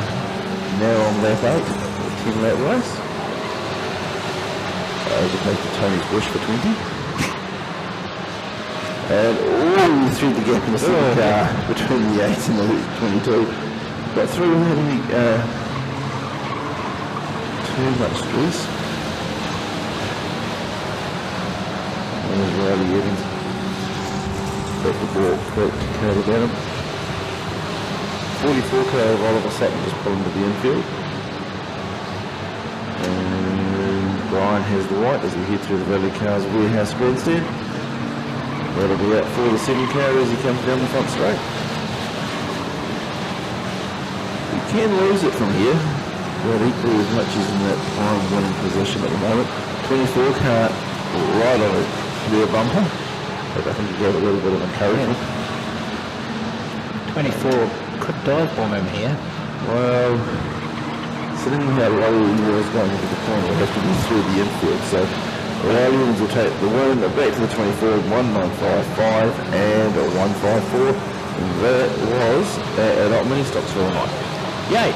Okay, so if you 50-50, we forgot to read this out earlier, so come up the stairs and give us a good spanking or something. Meeting 12. If your for yourself there, Tony. if your ticket says meeting 12 and it's ticket number 1562, ticket number 1562, you have won $1,638. You can go over to the souvenir stand and pick it up, and we will be. Good wee team, building numbers, ages from 8 to 15. And we've got a pretty broad spectrum. There's a few guys that are still in single figures, digits for age-wise in this group. And we've got another one that's just made it out today, the 9 car. Now that is a Webb. That is a Romeo Webb, son of our 1NZ Jeremy, and of course grandson of a former 2-time New Zealand champion of Dick Webb. So it is a 3rd generation of Webb out there. Perhaps the stars have written that he could be getting lucky later on in life, but we'll wait and see. Certainly got the pedigree of it, done plenty of kart racing and into the quarter midgets. But he's got to behave himself as well, that's the good thing about it. Rightio, the 52 of Jacob Cunliffe picked up a few checkered flags, a few sashes over the last few weeks, but he's got a couple of Inslee boys from the North Island to battle with. 47 and 77, very, very quick cars. Watch out for the 23 of Brownlee's as well, another quick competitor, along with the 63 machine. The 18 of Connolly Webley. So a good group of youth quarter midgets back out there again. Of course, we've got some prize giving for these guys later on.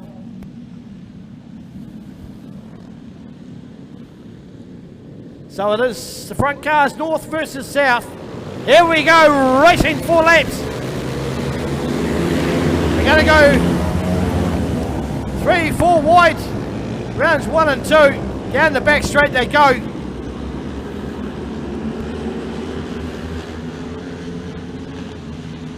Oh, bit of contact there.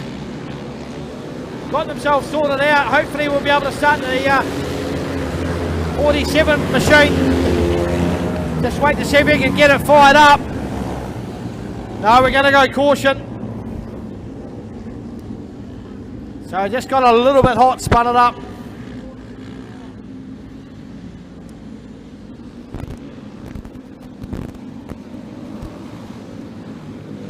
That's one of the North Island cars caught up there.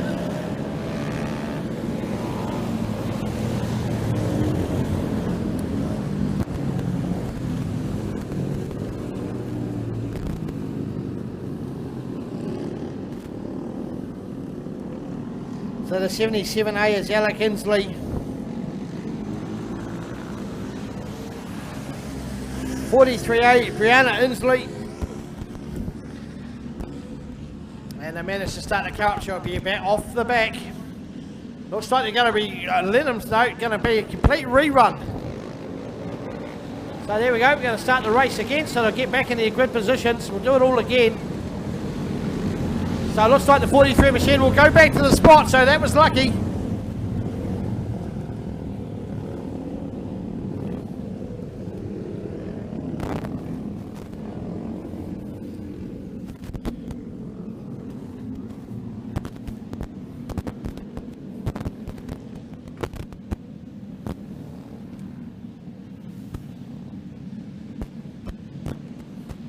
SNZ stewards just having a look at me, wondering what I'm doing around by her by the microphone. I'm just getting a bit of shade. It's so warm out here.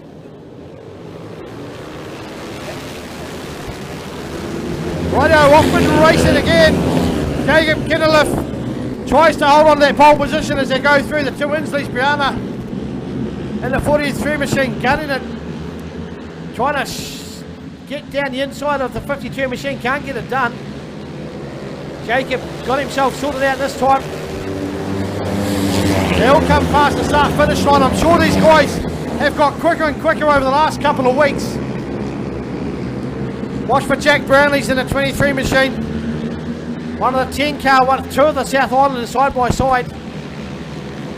So there's South Island, North Island, North Island, South Island, North Island, and a couple more South Island cars. Fire down the back straight, good race in the 8 car from Nelson, one of our newer drivers. Just learning the cars. And looking for the 9 car of Romeo. There he is. Trying to catch the cars as they fire down the front straight. The 9 car underneath the 33. Does it with ease. Much like his dad does. White flag coming out this time round. One more lap to go for our quarter midgets. And I think these guys are racing at Ruapuna again next weekend. 2 days of racing. Sprint car action at its maximum at Ruapuna next weekend. Palmy Teams champs as well. That's the 52 car. Picks up the race win for the South Islands. The rest of the cars filing through. And one of the last ones to come through, the 8 car and the 48 of Lockie Martin. So a lot of these drivers, second, third generation. Those that are familiar with Super Stocks, the 48N Super Stock of Brett Nichols.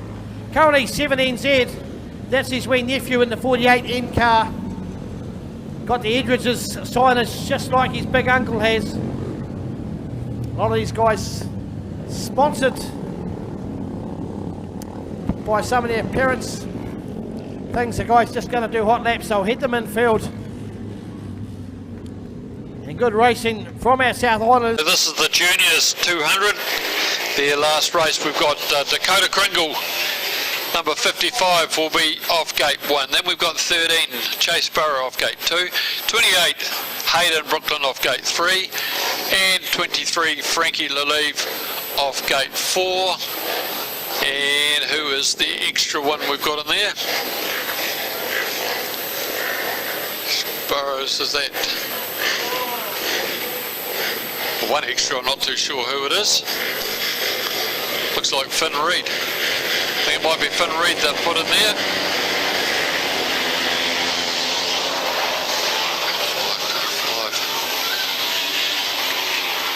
No, it's Ryan Colvin, sorry. So, right, but Hayden Brooklyn gets a good start there from Dakota Kringle and Ryan Colvin and Frankie Ray and Chase Burrows. So these boys from Invercargill, they sure can go. So Hayden Brooklyn leading the way from Dakota Kringle. Coming out of the dust is Ryan Colvin and Frankie Ray and Chase Burrows. So checkered flag comes out now for Hayden Brooklyn. Another win for him. Then Dakota Kringle and Ryan Colvin. In a time of 46.01.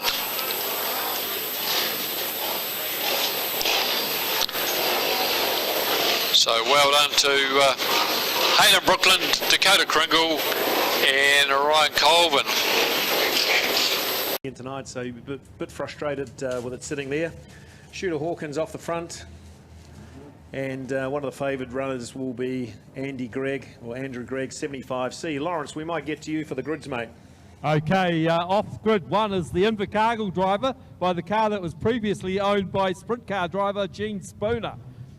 Off grid 2 is car number 11, Kirk Hawkins. Off grid 3 is car number 7, Luke McClymont. Off grid 4 is Jeremy Scarlett, car 37. Grid 5 is 21T, Shannara Stronach. Off grid 6 is Ethan Scarlett, car 57. Off grid 7 is car 88, Peter Keefe. Off grid 8 is 87A, Paul Smith. Off grid 9 is car 27I, Emma Gordon. Off grid 10, car 75, Andrew Gregg. Off grid 11 is car number 15. He looks like he's a retirement in this one, Chris Love. And off grid 12 was our previous race winner, car 41T, Adam Evans, about to go racing, the calm before the storm. Here we go. And there we go on the inside, it's Cracknell. But out on the outside, Shooter Hawkins takes over the lead through turns 1 and 2 in third place. The man to watch is the former Auckland champion. Then, of course, is, oh, looks like we're under yellow again, is it? Yeah, looks like yellow there. No. Oh, we're still racing, so it is Luke McClymont there in second place now. He moves up to second place behind Shooter Hawkins. Dwayne Cracknell back there in third, and then back to Paul Smith in fourth place. We've got one car going pretty slow. That looks like Andrew Gregg struck issues. As we pick up your race leader, it's still Shooter Hawkins leads them down past the Value Cars Grandstand ahead of Luke McClymont. In third place, Paul Smith from Waikaraka Park in Auckland. Back then to the Riverside Raceways in Invercargill. That, of course, is car 66. Dwayne Cracknell. Behind him, of course, is another Invercargill car. That's the car of car 27. In fifth spot is Emma Gordon. She's followed through by Adam Evans, our race 1 winner, car number 41, and Jeremy Scarlett. We go to the front of the field. Look at this. Luke McClymont runs a bit wide, and into second place now goes Paul Smith. So Paul Smith from Waikaraka Park in Auckland sits there in second spot behind Kirk Hawkins. Kirk Hawkins still leading them through past the Value Cars Grandstand once again, but he's got two of the North Island Flyers, including 18-year-old Luke McClymont back there in third spot. But Paul Smith starting to put out the heat on Shooter Hawkins.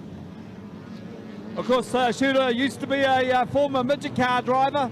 As they go through the Stadium Finance corner once again, and look for the moves from Paul Smith and Luke McClymont. As they reel off another lap, back there in fourth place, it's still Dwayne Cracknell ahead of Emma Gordon in fifth. Oh, there we go, Jeremy Scarlett's put it around, the former midget car racer. So they'll come into yellow. But Shooter Hawkins doing an outstanding job holding off the likes of Paul Smith from Waikaraka Park. And of course, he's a former CTRA, or he is the current CTRA New Zealand sixth shooter champion, is Paul Smith. 35 years of age from Auckland. Yeah, lots of action there, Lawrence, and as you say, Jeremy Scarlett just getting that car all sideways with a couple of cars just right behind him. He's going to get a nice restart, and he'll get a chance to finish out the last 4 laps. But like you say, Shooter Hawkins got that Hayden 11C wingless sprint doing its best work at the moment. Well, Luke McClymont has got a few titles behind him. Of course, he is the current, or last year's Auckland champion, last year's Bay of Plenty champion, the 0800 Muscle Series winner. About to go racing. About to go racing. Here we go. And great start from Shooter Hawkins, but Luke McClymont moves into second place, right round the outside of Shooter Hawkins. And also, there we go, Adam Adams having a go at car number 87A, Paul Smith from Waikaraka Park. They run side by side our Stadium Finance corner. And this race over 10 laps, so we're getting down to the pointy end of this race now. Luke McClymont leads them down past the Value Cars Grandstand. He's got a good lead here. Paul Smith dives past Shooter Hawkins. Oh, Shooter Hawkins, Kirk Hawkins. Shooter Hawkins had Car 41, Adam Evans get together. Hawkins was lucky not to go over there. But we pick up your race leader going through the Stadium Finance corner once again. It's car number 7, all the way from Bay Park Speedway, will take away the win. That's Luke McClymont. Second place is our Auckland driver Paul Smith. Back in third place, the Cromwell driver Adam Evans. Then we move back and fourth is Dwayne Cracknell, followed by Shannara Stronach in fifth, car 21T. She's followed through by Shooter Hawkins. Good recovering by Shooter Hawkins. Then back to Peter Keefe at car 88. Further back you've got car number 27, that's Emma Gordon. And then we move back to the recovering Jeremy Scarlett and car 75, Andrew Gregg. Yeah, lots of action all over the track there, Lawrence. And as you say, Shooter Hawkins riding a wheel and giving everyone on the far corner there a bit of a thrill. And it was Luke McClymont, a good race for you, coming all the way from the North Island and taking out a heat win here at Ruapuna. So good to see the 6 shooters on the track. Good racing as always.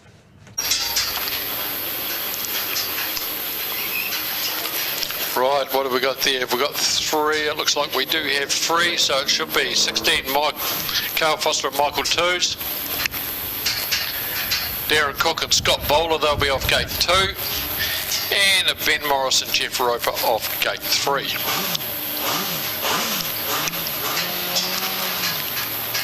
Just the 3 of them for this race. We had a couple pull out, so it's Carl Foster and Michael Toos on the inside there, and they get a good start there from Ben Morris and Jeff Roper and Darren Cook and Scott Bowler. Real close between those two at the front there. Carl Foster, Michael Toos leading the way, but they're being monstered at the moment by Ben Morris and Jeff Roper. And it's going to get close there. A real tight battle going on. A great battle going on, but it looks like Ben Morris and Jeff Roper just made the most of it, but Carl Foster and Michael Toos come back for more. They're going to have the inside run this time. Not a lot of room there. So here they go. Neck and neck they are in the middle. What a great battle this is. But Ben Morris, Jeff Roper, they've managed to hang on at the moment. Not all over yet though. Carl Foster, Michael Toos, they have a good run and they've got their nose in front once again. This is the last lap. Can Ben Morris and Jeff Roper get back at them? They'll give it a good go, no doubt about that, but it looks like Carl Foster, Michael Toos might have the run on it this time. Here we go, they're coming up to the checkered flag again. It is Carl Foster, Michael Toos from Ben Morris and Jeff Roper and Darren Cook and Scott Bowler. Great race that one. So well done to Carl Foster, Michael Toos. Pick up the 3 points from Ben Morris and Jeff Roper and Darren Cook, Scott Bowler. And a time of 69.63. 69.63. Good work. Great racing. They're having issues just with some of them seeing the yellow lights with the sunset. It is getting quite dark here. Of course, it is not quite the peak of summer, but I tell you what, some of the best weather we've had.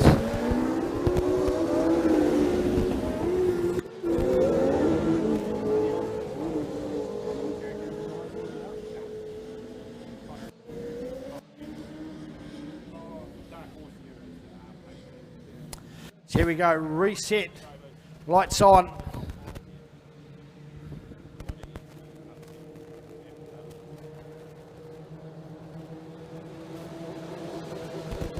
Lights will go out. Quick battery change, 4 out AM, BJTV. Those batteries lasted pretty long. I think they're about 4 or 5 races old. Here we go, back live on. Connor Rangi leading the Hydrolink War of the Wings in the sprint car off the 5 car. Sitting on pole, 2 go through from this one. 83.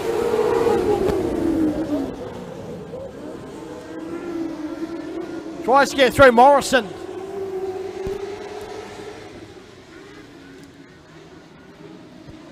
trying to get around the outside in the 3NZ. They fire through. Morrison makes the race lead.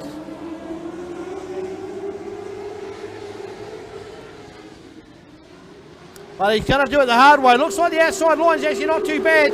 Rub tyres as they come through. A little bit of through smoke. Well, there's the 3NZ of Morrison. Can he redeem himself in this river charge? Connor Rangi trying to make the final play as well. Track just a little bit of chop and change. 82 of Gilmore. Wants to hold on where he is. 41 of Raiden Earn. Can see where he needs to be. Can he make it there? Going to be a tough ask. They shoot through. Another lap. The 82 of James Thompson. Good to see a Greymouth make the final. Andy Thompson. They're already position 20.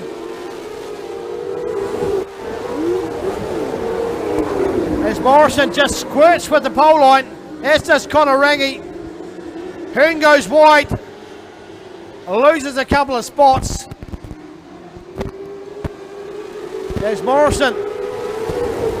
Happily sets himself out in the lead.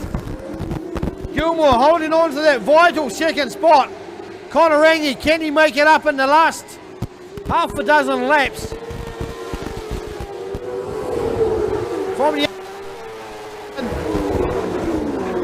Thompson looks like he's on a charge. Just gets it all wrong out of 1 and 2. Loses a few car lengths. As a head round 3 and 4. But there's the 3NZ. Leading through lap 8. 4 to go. And the battle's still on for that vital second spot. Though Gilmore's got a half a dozen car lengths on the 5 car of Rangi.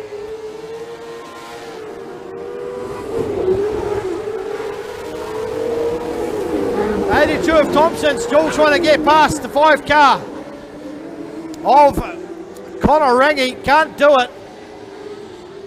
Just the 3 laps to go for the 3NZ.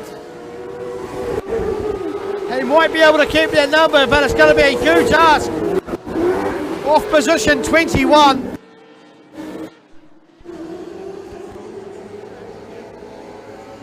The 83 got 2 more laps to go to hold on to make the final.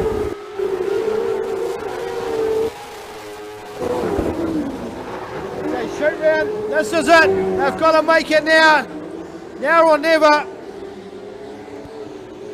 But the 3NZ will make the final heat race. The final race of the day. In position 21. Ben Gilmore will go through to the finale as well. He's got 3NZ on the front bumper. He's won the race he needed to win. But he's going to have a huge task from position 21 to try and retain that low number.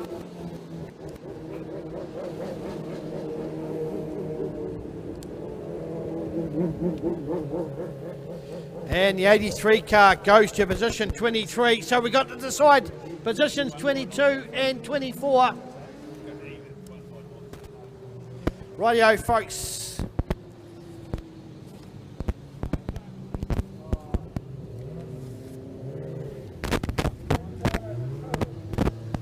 Rightio, here we go, folks. If you've got the back page of your program, you want to write in your finalists. As the 3NZ of Morrison gets the checkered flag.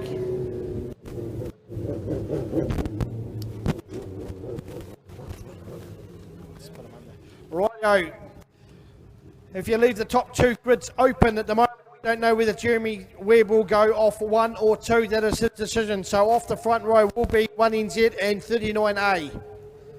You can write in position 3, 11C, Liam McCalbury.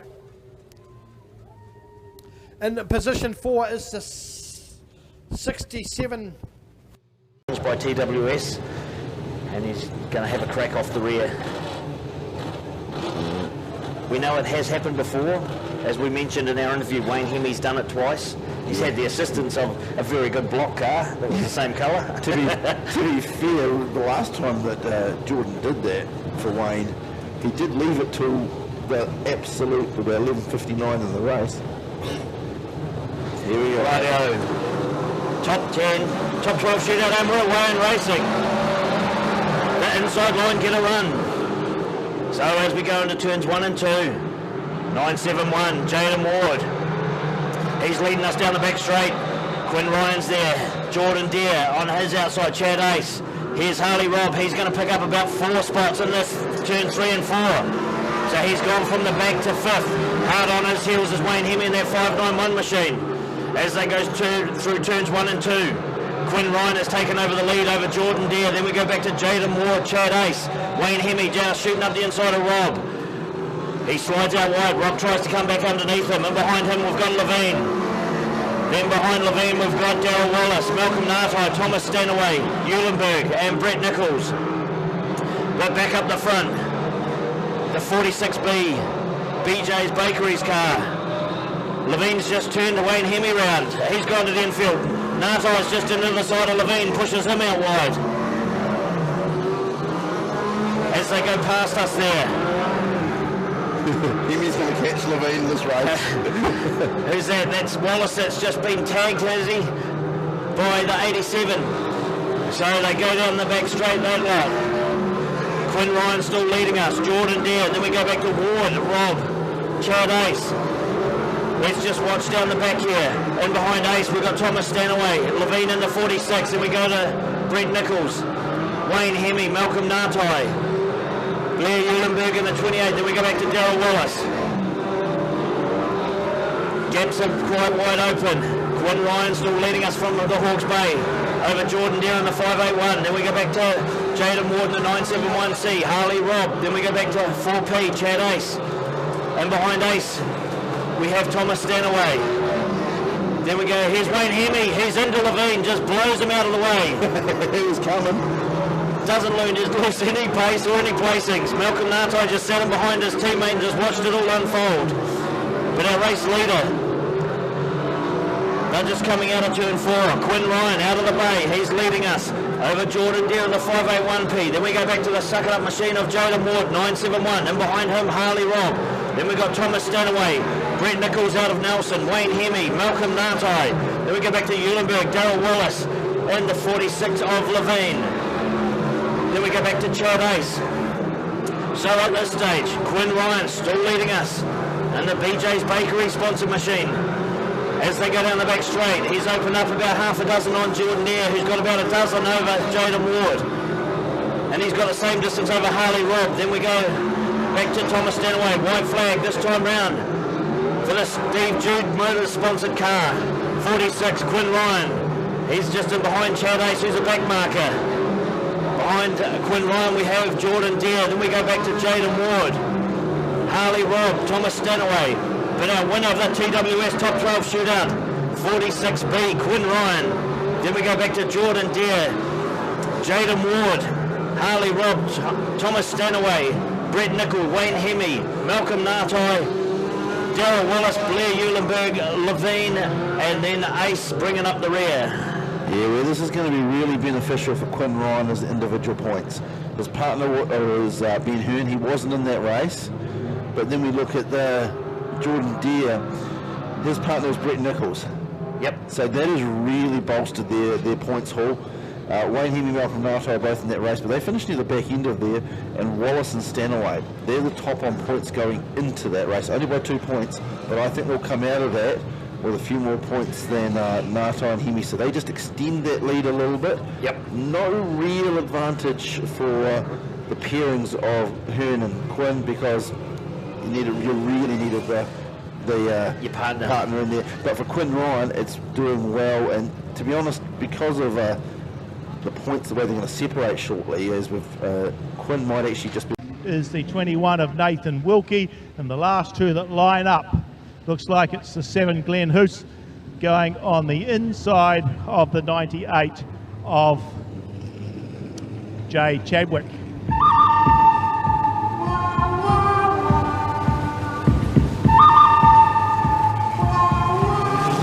Right, and they're underway in this Access Man South Island Midget Championship, and a bit of a coming together there from Jack Lowe and Tom Lums as they fought out that first quarter. Davey Kerr's in that third position. Glenn Jury pushing up on the inside. Jeremy Webb on the tail of Kerr, but out in front at this stage is the 9 of Tom Lumsden. Jack Lowe sitting higher up. Oh, Kerr's just bounced a few holes there. He's lost a couple of spots there at the end of that turn. He's gained one back. That gave the jump to Jeremy Webb. He's moved up into that third position. Kerr in fourth. There's Glenn Jury in that fifth spot. Then Mitch Hill from Rion Taylor, Nathan Wilkie. Then we go back to Chadwick and Glenn Hoos. But Jack Lowe, what a move round the outside. The youngster just went round the outside of Tom Lumsden, and he just left him for dead at this stage. Jeremy Webb's found a hole on the inside of Lumsden. He moves up to the second position, and we've got Rion Taylor just took a big tumble down there in the town bend. Well, what a start to this race, and plenty to talk about. Rion Taylor just sliding that car in way too hot. Ran over a rear wheel of somebody's and got it upside down. First time we've seen Rion really get upside down this year, so he was certainly trying.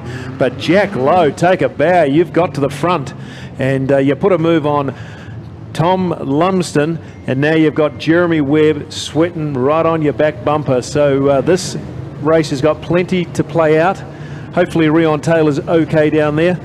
Knowing Rion, he'll probably restart that thing. Well, yes, that's unbelievable, Jack Lowe. You don't see many people go round the outside of Tom Lumsden, I can tell you. Well, I hope Barry's here watching his sponsored car going around the track, and those boys, Blair and Dave, they'll be absolutely cheering him on every corner. Yes. Well, it's as though young Jack he's promised this for such a long time, isn't it? And I think getting up there in the Lions Den up at Western Springs has done him the absolute world of good. Who's this retiring to the infield? Is that 22? Wilkie? No, 22. Mitch Hill. Come in. And Dave Kerr was setting himself up for a challenge in the second place there and hit those lumps, maybe the same ones that Taylor caught. You saw it bouncing like the old pogo stick. It was. And he lost a couple of spots just as quick as a flash. Did you see how quick he recovered though, Warwick? He absolutely put the boot up it and recovered one of those places. It looks like we're going to go green again. Righto, so City South Band Spares in the Access Man South Island Midget Championship going around now. They're underway, and quickly Jack Lowe's just pulled out a couple of car lengths already. Tom Lumsden's got himself washed up on the inside, and Jeremy Webb shot round to that second position. Lumsden in third, Kerr in fourth, Glenn Jury trying everything out, and he's in that fifth spot. Kerr just got a bit Waverley there. Then we go back to Glenn Hoos from Chadwick and Wilkie, but Jack Lowe just scorching around out in front, about 4 car lengths over Jeremy Webb at this stage. Tom Lumsden hasn't given up, he's on Webb's tail. They made a wee bit of a break over Davey Kerr and Glenn Jury. They're fighting out for what will be that 4th and 5th position, but the battle really is on for that second spot at this stage. Jack Lowe sitting up high on the track. He's found a bit of smooth dirt up there on that town bend. It's just scorching away still. Jeremy Webb's trying. You can see that car working hard, trying to wheel him in. He may have pulled in a couple of car lengths then, but he's still in a wee way away in second spot. Lumsden's in chasing hard in third. He pulls in Webb a fraction, then Webb pulls away again. Davey Kerr's back there in that 4th position as they click another lap off, and young Jack Lowe scorches round the town bend. Nothing looks like it's going to stop him at this stage. Jeremy Webb still in that second spot, following in Lumsden's lines, so too. And following as Lumsden in the same lines, both the boys, look at them getting out to the wall. Here comes the challenge. Jeremy went a bit wide, Tom Lumsden's closed up on him, but then Webb put his foot down and pulled away. But Jack Lowe on his way down the back straight into the town bend, he swings. Jeremy Webb's coming under some pressure from Lumsden, looking for an inside pass, but he didn't quite make it. So Webb knows that Lumsden's there well and truly this time. Jack Lowe clicks another lap off. Webb still holding second from Lumsden. Dave Kerr's got the 4th fairly well cemented from Glenn Jury. Then we go back to Chadwick, Hoos, and it will be Wilkie. But they might have just closed up a little bit on Jack Lowe, but the pressure's on for that second spot. Jeremy Webb's cut down low, the shortest way around the track this time, but Lumsden's on his tail. 1 car length between that second and third place, about 4 car lengths to the leader. Another one's gone in the book as they scorch around. They've got some of the back markers coming into their sights now. A wee twitch from Webb coming out of that turn. Lumsden shot up in the inside. Webb's trying to cut him off. I think they both fight to come out of that corner, but Jack Lowe still out in front, only about 6 car lengths in it at this stage. Lumsden's gone high and wide in the dirt. He may have lost a couple of car lengths to Webb in that second and third position battle. Davey Kerr still back there in fourth as they carry on round. Got no idea of how many more laps to go. 5 to go, Warwick. 5 to go. Goodness me. Where is he? Down the back straight. He's got Wilkie in his sights now. Jeremy Webb still having to put up a big fight to keep Lumsden at bay. He looks down on the inside, tuck in behind one another down the back straight through the town bend. Low out in front. Webb still holding that second spot. There's Lumsden. Still 1 car in it. He's trying to go up a little bit higher, get the wheels in the dirt. Now he's squaring the corner off, coming through, trying to find some room underneath. Jack Lowe still leading them, but the lead is shrinking a fraction. The tyres could be going off. Webb's closing on him, about 4 car lengths. As Lowe's got a couple of back markers in sight. Lumsden's just dropped back a little car length. Lowe setting himself for these back markers as they go down the back straight. As he's got Hoos in his sight. Jeremy Webb's now within 3 car lengths of Lowe. Lumsden about the same in that third position. The white flag's out. The boys are on their way home. One desperate attempt there from Webb as they come out of the town bend. Lowe gets on the inside of the back marker. He goes into the prison bend for the last time. Swinging round the corner. Jack Lowe takes out the Access Man South Island Midget Championship. Jeremy Webb will come in second. Tom Lumsden in third. Davey Kerr comes home in 4th spot from Glenn Jury. Then we've got Jay Chadwick, and rounding out the field will be Glenn Hoos and the 21 of Nathan Wilkie. Well, get on your feet, folks. Jack Lowe, his first big championship win, and he has taken it to the big names. A stunning drive, the 4th generation Speedway racer. The Lowes have been around Speedway for years and years and years. This is their minute on the big stage. Jack Lowe and the City South fan spears. What a drive. Yeah, that's the most popular win round here at Ruapuna. Good on you, Dave. Good on you, Blair. And good on you, Barry. That is an absolute beauty. The South Island Midget Car Champion is Jack Lowe, and what a drive he had. The champion driver Jeremy Webb chasing him down, but Jack, you absolutely streeted them. Congratulations to you, and Warwick, you might get a word with a very excited Jack Lowe. We can stand on the cage and wave this flag. We've got a photographer here. There you are. Hang on to that, my boy. We'll have a word to you in a minute.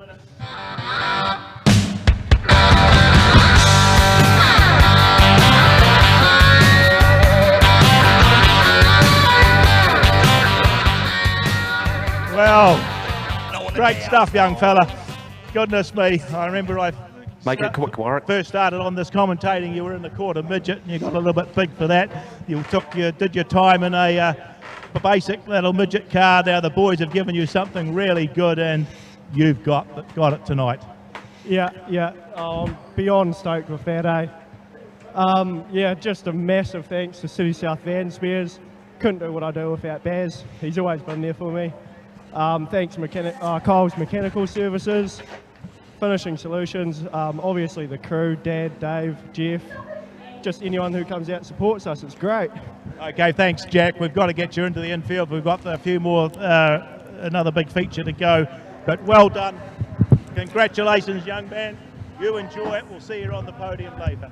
Cool, cheers. Yeah, well done to the low team, and the bears are on you, boys. That's an absolute beauty, and Jack deserved every part of that.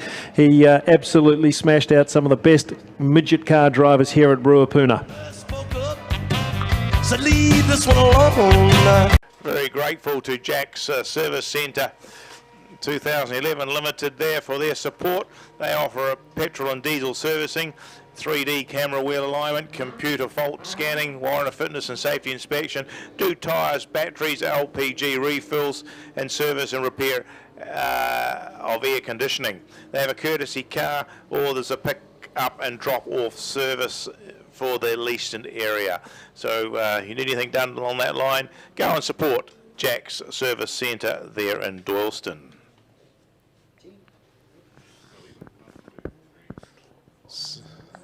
So I have the TQs coming out. What's happened with our water truck? Just stopped there and just dropped a little bit of water, so that a nice wee spot. So it's 84 Graham Hill roofing car of Ben Morgan off the front with the NZ Van Spares Jamie Booth on the 47. 5 Gavin Chappells there, the fitness guru Kimberly Yateman in the 12 car. Looks like that's 62 of Jess Morris just moving further up the field. 78 Lindsay Bailey's there, the 36 Scott Bailey. The John T. Austin car from Nelson. Marty Knight and Jess Morris. Jess Morris is on the front, just picking up that car. Oh, that'll be the 48 car of Tyler Warnock at the back.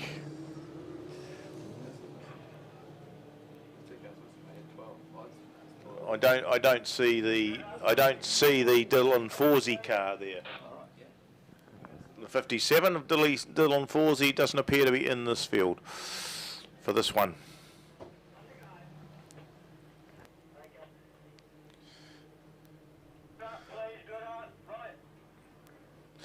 So the grid up call's been given. Tyler Warnock is obviously something still not right with that machine. He's pulled to the infield. So Jess Morris on the coaster car sitting on the front. Looks like she's there on her own. 84 Ben Morgan. 5 Gavin Chappell on that second row. 34 Jamie Booth, 12 Kimberly Yateman, 78 Lindsay Bailey, 36 Scott Bailey, the 452 of Johnny Austin. They've let them go, and this is Jess Morris who gets away to a comfortable start as the 54 of Ben Morgan goes round there and restart. Not happy with that one.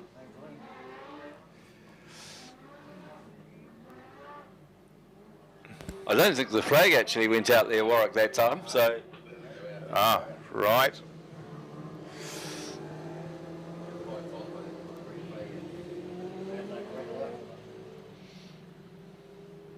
I've got it in front of me, but I didn't take much notice of it. I'll push it now. See these guys? Oh no, see this car's missing. This car's missing. Yeah. Right, as they come round now, the flag's out, the lights are off. They're going to let them go this time. And 62, Jess Morris gets herself to the front. Ben Morgan back there again, trying to challenge the same position on the inside. Found some room to go through to the front of the field. Jess Morris just sitting out a little bit wide now. She's drifted out wide. That's allowed Lindsay Bailey through. Kimberly Yateman follows as well. Jamie Booth just swaps down and cuts the water roll, the run off that 36 Scott Bailey had intended.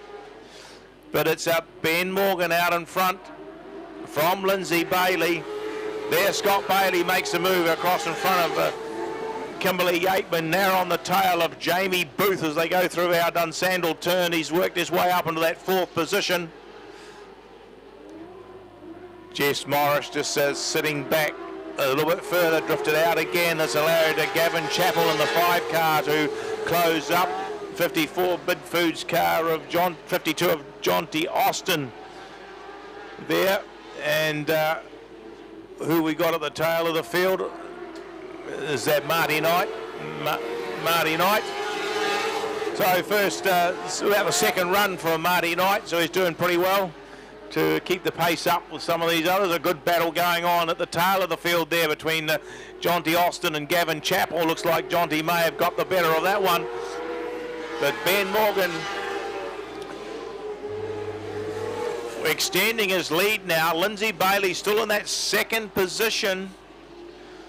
But Jamie Booth doing all he can to close it up. And he has done that. Just a couple of car lengths in that second, third and fourth spot. There's Jamie Booth, tightened the corner up, got a wee bit closer. Now he's got a wee bit of an inside run, but Bailey shuts the door on him. Scott Bailey in behind Booth. But it's 84 Morgan. Just not being troubled out there at this stage. Lindsay Bailey just gained a little bit out of that Dunsandel turn over the rest of his racing competitors to get another car length in ahead of Booth and his brother Scott. Kimberly Yateman back there in that fifth spot from Gavin Chappell, Jeff Morris, Jonty Austin and Marty Knight. The white flag comes out as they're on their way home. Ben Morgan down the Canterbury waterproofing back straight for the last time. And hello, we've got Marty Knight stopped up on there. So yellows come out on the last lap.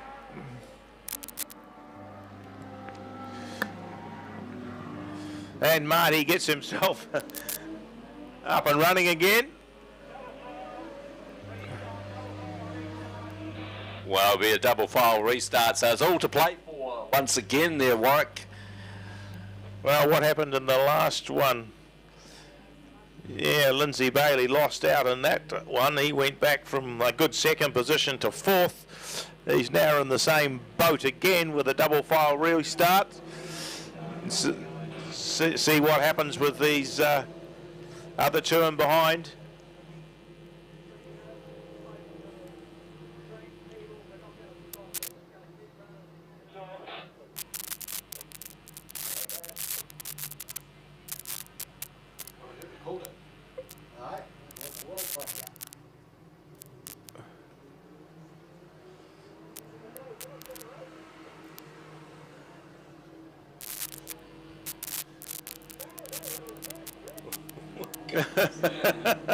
Oh, well, we're not sure what's happening. We 1 minute we were having called for a rerun, then we called it, and now it's... I think the water truck is just going to add to the entertainment by the looks of it. Oh, that's good. Stu wants to look after his track.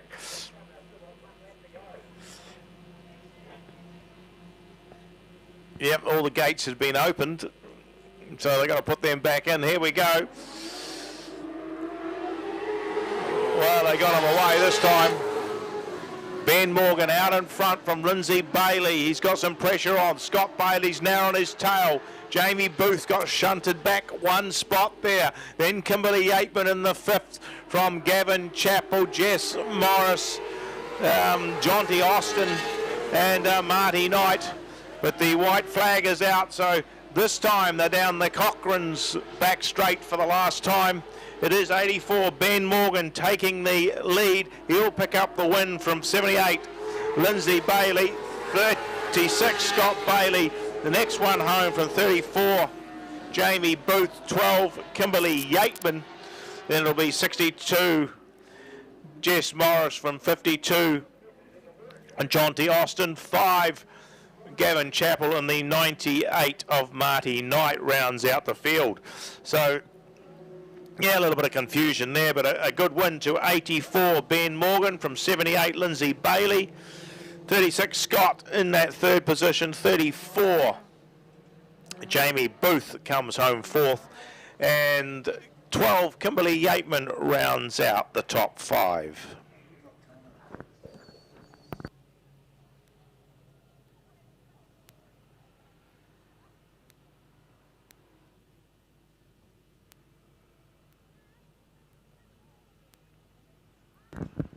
Now, Kennett's Farm Machinery and Engineering in Station Street, Leaston, they do and support a lot of the people that are involved with the Ellesmere Speedway. Get down there and meet him because he is an absolute icon of racing from up there in the Northern California area. Yeah, he's been racing here for quite a few seasons. Is he living here now, or is he just pretty much stayed since last year now? Yeah, well, he stayed in New Zealand during all the COVID stuff. His father-in-law, Keith Simpson, is in the crowd tonight. Simbo's been in the South Island that long on holiday. We've just about made him an honorary South Islander. He may have to stay a few more weeks and pledge his allegiance to the Crusaders, which is probably not going to happen. But of course, Keith Simpson, he was a very, very big name in stock car racing back in the day, and also ran the wheels off sprint cars. And he's JA's father-in-law, and yeah, waiting for the 19 car to fire a shot in anger. Yeah, yeah.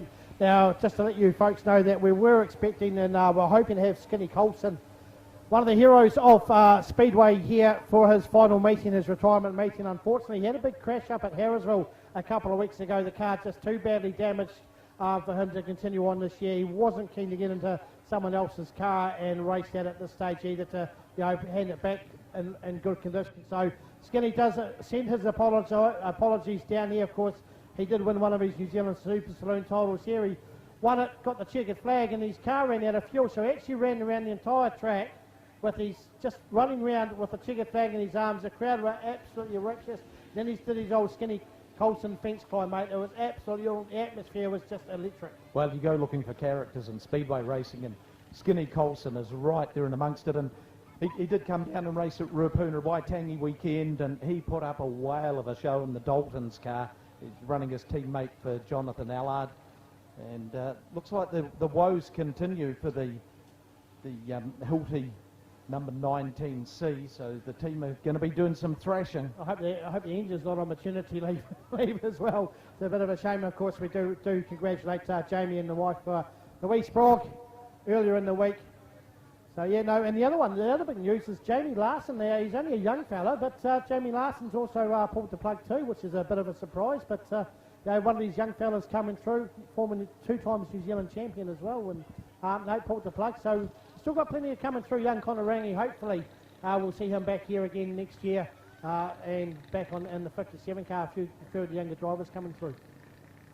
Yeah, Larson, I would not be surprised if it's a bit of a short retirement as such. A lot of talent there, and there are more and more car owners coming into the game as opposed to drivers funding their racing. So, you know, if you've got the winning lotto ticket and you want to go sprint car racing, buy a team, and you've got guys like him that are just sitting there waiting to get back behind the wheel.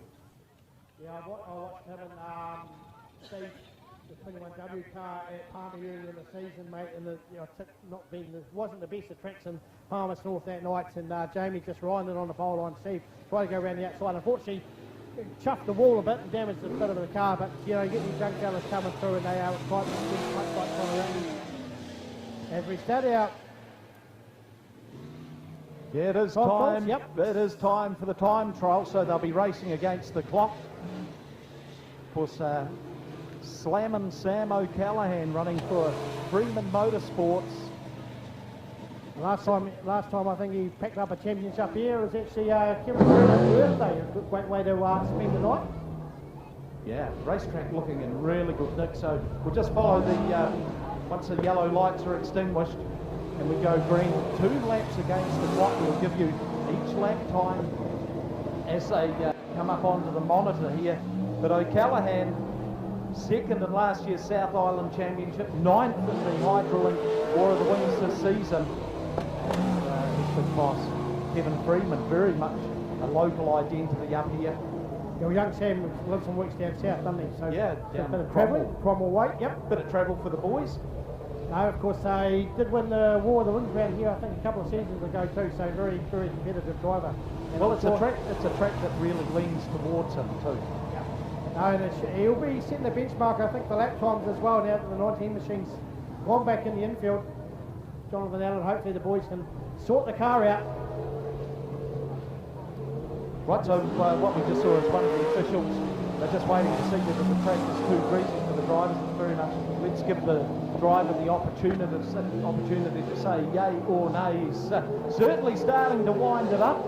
Yeah, you can see a bit of a sheen on the pole line as you come through there off the spotlights there. Of course it is not used to being so with the lights on so early here. We've obviously 6 o'clock starts. We've been beautiful summer, but now with daylight savings, we are going racing. He's on the hammer. It's slamming Sam O'Callaghan down the back straight. That Nelson connection, he is driving the 75N car, running a very good line, and his first lap time is a 14.6240, but look for a faster time second lap around. Such a vital part of the program for these guys. 11.7551 for slamming Sam O'Callaghan. Boy, that's raising the bar very, very quickly. 11.7551 for Sam O'Callaghan. Yeah, just half a second off the lap record, so that's pretty good going. That track hopefully should have plenty of bites in it for these guys as they start going through. Here we go, 44 machines. Now on the track now. Yeah, the 44, this is Alan Chapman. Oh, sorry, good, Chapman. Good North Canterbury lad. Finished third way back in 2008 South Island Sprint Car Championship. And so we've gone green now for the Harry's 2 laps against the clock. Involved in a big crash at the beginning of this season. And he was on the sideline for about a month before. He has come back very, very hot from that one. First lap of 14.9032. As expected, the first lap is pretty much a warm-up. It's all out on it for the second lap. And Chapman's time an 11.9939. 11.9939 for Alan Chapman. So remember that record, 11.384 of Connor Rangi. The 33 car coming out onto the track. He is from Cromwell. It's Paul Horrell. First season of sprint car racing. And he's come to Speedway via circuit racing, which seems to be a little bit of a route towards racing sprint cars down there in Cromwell. Jason Scott, the current king of Cromwell, a 5-time South Island champion, very much instrumental in getting these guys to decide that pavements for driving there, dirts for racing on. Of course, each parts and performance, Jason Scott's wee baby. Yeah, it is. So just remember, it's his first season in sprint car racing. Well, it's a big trip into the Lions Den for Horrell. Great for him to come and get some experience. His first lap, the 16.7605. So what they're chasing right now is Sam O'Callaghan with the 11.7551. And Horrell's second lap is a 13.1153. 13.1153 by Paul Horrell. Next car out on the track is Jack Brown. Another one of the young drivers from down there in the deep south. He was 8 in the King of Cromwell series. We saw him a couple of times with the Hydrolink War of the Wings. And very much one of the young lions of sprint car racing from down there in the deep south. Yeah, they've had a wretched season down there in the cargo. I think they've had about 9 rainouts so far this season of about 15 meetings. So it's been a horrible season for the Invercargill boys to actually get out on their track, but they've been able to take up the Cromwell only a couple of hours up the way. Right, the engine has changed its tune for Brown. Had a bit of an up and down season. Does display some real flashes of brilliance. He's undoubtedly a very talented driver. He's also got involved in a few accidents, certainly not of his making. A 15.28.41 is Brown's first lap. Down there through the Gun Club corner. I think that's what they call that one. Yep, Gun Club corner, yep, 6 Bigsley's Hill. And a 12.633, 12.633 for Jack Brown. Now Nigel Colvin, another of the big travellers here tonight for the Dirt Works South Island Sprint Car Championship here at Milestone Homes from Central Southland. And another one of these very, very popular guys down there in the Central Southland excavating machine. Only ran a couple of rounds of the Hydrolink War of the Wings, cracked the top 20 in that one. Notched up a few heat wins along the way. Big commitment for the drivers from down there in Cromwell and Invercargill. Go from one end of the island to the other. Makes it a little bit easier on the old budget. And there was two race meetings in for the weekend. Yeah, just running a really nice line there. It's Colvin of 14.6500 to that first lap. Just, coming off that corner quite wide, and his time at 12.0808, so very close to the 11-second bracket. Now here is the man, Paddy North, and what a great career he has had. Fifth in this season's Hydrolink War of the Wings. Now, of course, you've seen him in the Super Saloon, in the saloon car, and of course the sprint cars, which he's been in. We've seen him around here with all three different vehicles. Of course, normally, as you said, running the 46 machine, but in honour of John Lovelady, who recently passed away, we'll talk to Paddy about that. He's going to come up here and have a bit of a chinwag about that, so we'll leave that for a later time. But yeah, Paddy's certainly an ambassador for the Blenheims track and also for Speedway in general. Well, I think he's got a first name for every seal that there is down the Kaikoura coast. He drives up and down there that often, but what a great tribute to the late John Lovelady. And Paddy will be one that I'm picking is going to put up a pretty decent time here in the time trials for the Dirtworks South Island Sprint Car Championship. Boy, that engine, he's got it flying a 14.2875 just in that warm-up lap. This here is where it all happens in that second lap. No stranger to the speedway here at Nelson, and he's going to stop the clocks at 11.7911. That's a good time, 11.7911. So he is second quick. Well, this young lady needs absolutely no introduction here at the Milestone Homes Nelson Speedway, the top of the South Speedway. Put your hands together, folks. It's Alicia Hill in the Port Motueka Marine Services 6N car. Second in the 2019-2020 Hydrolink War of the Wings series, and boy, what a great celebration it was for her and the family when she took out that feature win at Ruapuna in the final round of the 2020 series. It was well deserved. She drove the wheels off that car. Just a small team. Yep, she was off pole at Greymouth earlier in the season too. In January she was off pole. Unfortunately, had a wee mishap with the other car. Bit of smoke coming out of the side of the car. Just having a wee bit of a look at that. I'm sure Jack will be looking and keeping an eye on the 6 car. Yeah, I don't imagine that's anything too much to worry about. First lap is a 14.5085. This will be a beauty, this one here. Yeah, 11.6530. 11.6530 for Alicia Hill. That is tonight's quick time so far. Let's see what Daniel Anderson can do in the 44 car. This is the Fairview joinery machine, Ranch Bar and Grill. He has made a big trip from Tiana.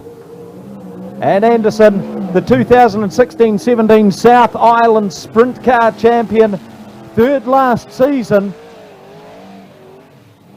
Closest racetrack to him being Cromwell is about 4 hours drive away.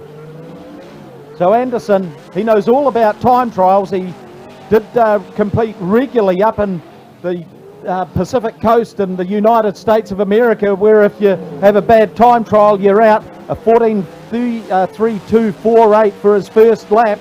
And this time is going to put some real heat on Alicia Hill's lap time. And indeed, an 11.5387. So we're getting into about 0.15, 0.16 of the lap record. Yeah, he's coming down this track, starting to really tune up. Yeah, he's claimed tonight's quick time so far.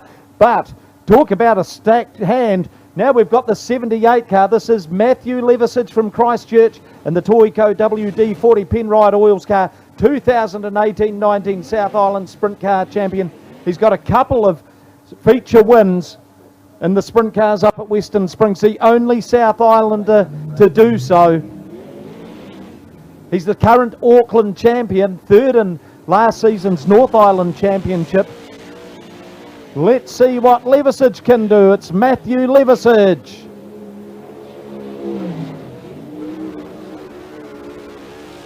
Boy, doesn't that sound beautiful, folks? Down the back chute he goes, past Bigsy's Hill, and let's see what Levisage's first lap is going to be. That's going to be a little bit of a pointer to us. Yeah, 13.560, one of the faster lead-in laps. Car cranking over as he goes through the corner there, and it's a 11.7499. About third or fourth quick, it's the Thriller, Dean Miller in the K's Kitchen 55T car. 6 in the King of Cromwell series, and another one, sort of it's his first big trip across the Waitaki River and above. I think for the sprint car driver. Yep, he's had a couple of days to acclimatise himself into Nelson, and it looks like he's pulled straight in, so he might have a few issues, possibly. And just shut it right down, so there'll be no time for the 55 machine. Yeah, a bit of a blow there for him. So that now is going to put the spotlight on James Robinson. This young fella, he is as keen as nuts in the Shore Street Auto Spears machine, and he's raced street stocks, production saloons, six shooters. Yep. And now he's into the sprint cars. Just a young fella, 9th in the King of Cromwell. And he did say to me earlier, we had a wee yak about racing here at Nelson, and he said, well, in the street stocks offence didn't matter. In the sprint cars it means a whole lot. He's actually won a New Zealand Grand Prix in the street stock sector. I know Dad's here as well. I put up with Dad in the pits. From the city of Timaru, contracted to Cromwell. He's got the Tiger by the tail. Down the back chute they go into the sort of the tighter corner here at Nelson. His wheels pop up just a little. His first lap of 14.6590. One of those young guys that really deserves everyone's support, but he's putting in some really nice laps, and this will be a good time for him. Yeah, it's a 12.0764. 12.0764 for James Robinson. Just have a wee bit of a look as you come out of that turn 4 there. The old tyre started going up front, so that tells you that track's got plenty of bite in it. Well, it's really a good time of the year to run a show. You know, you've got the moisture, you've got the fresh, crisp air, and a gentleman who is very used to fresh, crisp air. He is the king of the mountain. It is Tony Eulenberg from Stratford in the Eulenberg haulage 28P. No stranger to Nelson. He's run a couple of shows here. No show without punch. Always one of those guys who's got a great smile on his face. Contracted to Palmerston North. Just bogging down a little coming out of the corners. The lead up lap is a 15.1103, so he'll be hoping that he can extract a little bit more out of that car. You just notice the lines for the drivers starting to change a little, and it's a 12.3968, 12.3968. So we're still looking at Daniel Anderson with that 11.5387 as our quick time here for the Dirtworks South Island Sprint Car Championship, Milestone Homes, top of the South Speedway. Next car on the track. It's all in black. Have we got Fetu Taiwa, is it? That's the 9 car, I think it is. That's the 9 car of Stephen Taylor. Ah, there we go. So no Fetu for the time trial just yet. But Stephen Taylor, gee, certainly the excitement machine, 2 times North Island champion. He's come to the mainland to try and take one of ours, driving for Sullivan Motorsport. And he will wring everything out of this one. Gets that car cranked over as he goes through the title. Big wheelie, that's going to take some time off. But Taylor's first lap of 14.7206. He is the crowd pleaser. Stephen Taylor, a little timer on the gas pedal this time around. And Taylor's time, 11.8305. 11.83.05 for Taylor, and he showed us the bottom of that car. Here's the 3NZ car. This is Daniel Thomas driving for Freeman Motorsport. Daniel from Kihi, and what a great resume this young guy's got. The current 3NZ in sprint cars. Won the Sprint Car Grand Prix a couple of seasons back at Bay Park. He's got a second in the North Island Midget Car Championship to his record. A very good mini sprint driver back in the day.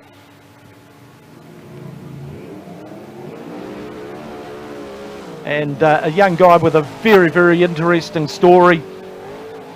I saw a great article by the great scribe Peter McNay. It's in tonight's program, and if you want a great read, grab tonight's program. They're just $4 each.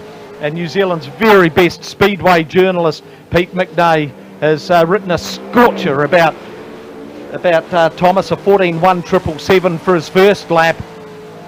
Let's see what he can do. The Freeman Motorsport number 3 entry, way out high, wide and handsome, 11.1629. That's a new track record for Daniel Thomas.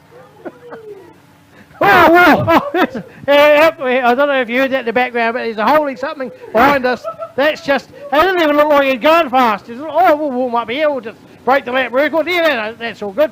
Well, he's got the master tuner there, and Kevin Freeman. He's having a car. We're looking at Kevin, he's sitting going, he can't have another birthday. Yeah, there'll be a good celebration. Here's the 69 car. Josh James driving this one out of Bay Park. Gee, 11.1629. What a ripper of a lap for Thomas. Yes, I don't know a lot about this this young guy, but well, you only need to see what he's doing on the track to know that he knows what he's doing. A 14.7028. Just see the car winging down a little before he goes into that tight corner, and this is a 12.3072. I think he's got pretty good sponsorship on the wing there, AJ. Oh, absolutely, he's Hydrolink. And another one from the Deep South. Great story here about John Seavright from lives in Invercargill, and he's in the Powderline Industries machine. Ex-pavement racer. Drove sprint cars on the pavement in South Africa a year and a bit ago. Went over there with Jason Scott, and well, sprint cars on pavement. I have seen them. It's not quite like dirt. That's a funny South Africa for sprint cars. It's different. Yeah, no, well, it's reasonably strong and growing. That it was quite vibrant there in the mid-70s. There's a pretty wealthy promoter over there, imported a whole bunch of cars and imported some Americans to show them how to do it. And so Seavright, he's sort of done about 1.5 seasons of sprint car racing, getting better and better and growing with confidence with each turn of the wheel. And so Seavright's first lap, 15.4713. Yeah, I watched him at Greymouth a couple of seasons ago. He was at Greymouth. Had a wee bit of a whoopsie there, but certainly looked like he was on the pace. Yeah, good time for him too. This was to be a confidence booster, a 12.4138. And got to say, some of these cars, you know, the sound, they're not actually screaming like a sack full of cats, are they? They're just getting the job done. I know talking to some of the drivers over the season, they said, look, it doesn't look fast, this track, but by cripes, the lap times. I mean, like when we're breaking lap records, we're breaking them at the start of the season, and now we're breaking them at the end of the season. This track, mate, we've had a few people come and visit this and have tried to pick the track up and take it back to their own venues. We are very, very lucky, as we do see the 19 car coming out. I think Billy Ty was coming out as well. Yep. And there's one other, I think. Yeah, this is Jason Scott. Now, I'm picking Scotty is going to be a real dark horse up here, a seasoned campaigner, and always runs very, very well here at top of that South Speedway, Nelson. Yeah, I think he's back in the modifieds this year for the modified title in Christchurch too. Yep. I think he had one of those. So, yep, and was promoted down in Cromwell for a while. Yep, the man behind Edge Parts, the importers and distributors of the XXX chassis. So let's hope that these guys can fire a shot in anger. You'd have to say that Thomas's 11.1629 is going to take some beating. But normally, when you go through time trials, the track is either really fast at the beginning or really fast at the end. The hallmark of a good racetrack is when it's fast at the beginning and the end. So Sam O'Callaghan there with an 11.7.551. That's what we had as the very first of these 20-odd cars out here. And then we just go back to the 16th car on the track of Daniel Thomas with the 11.16. Let's see what Fetu can do.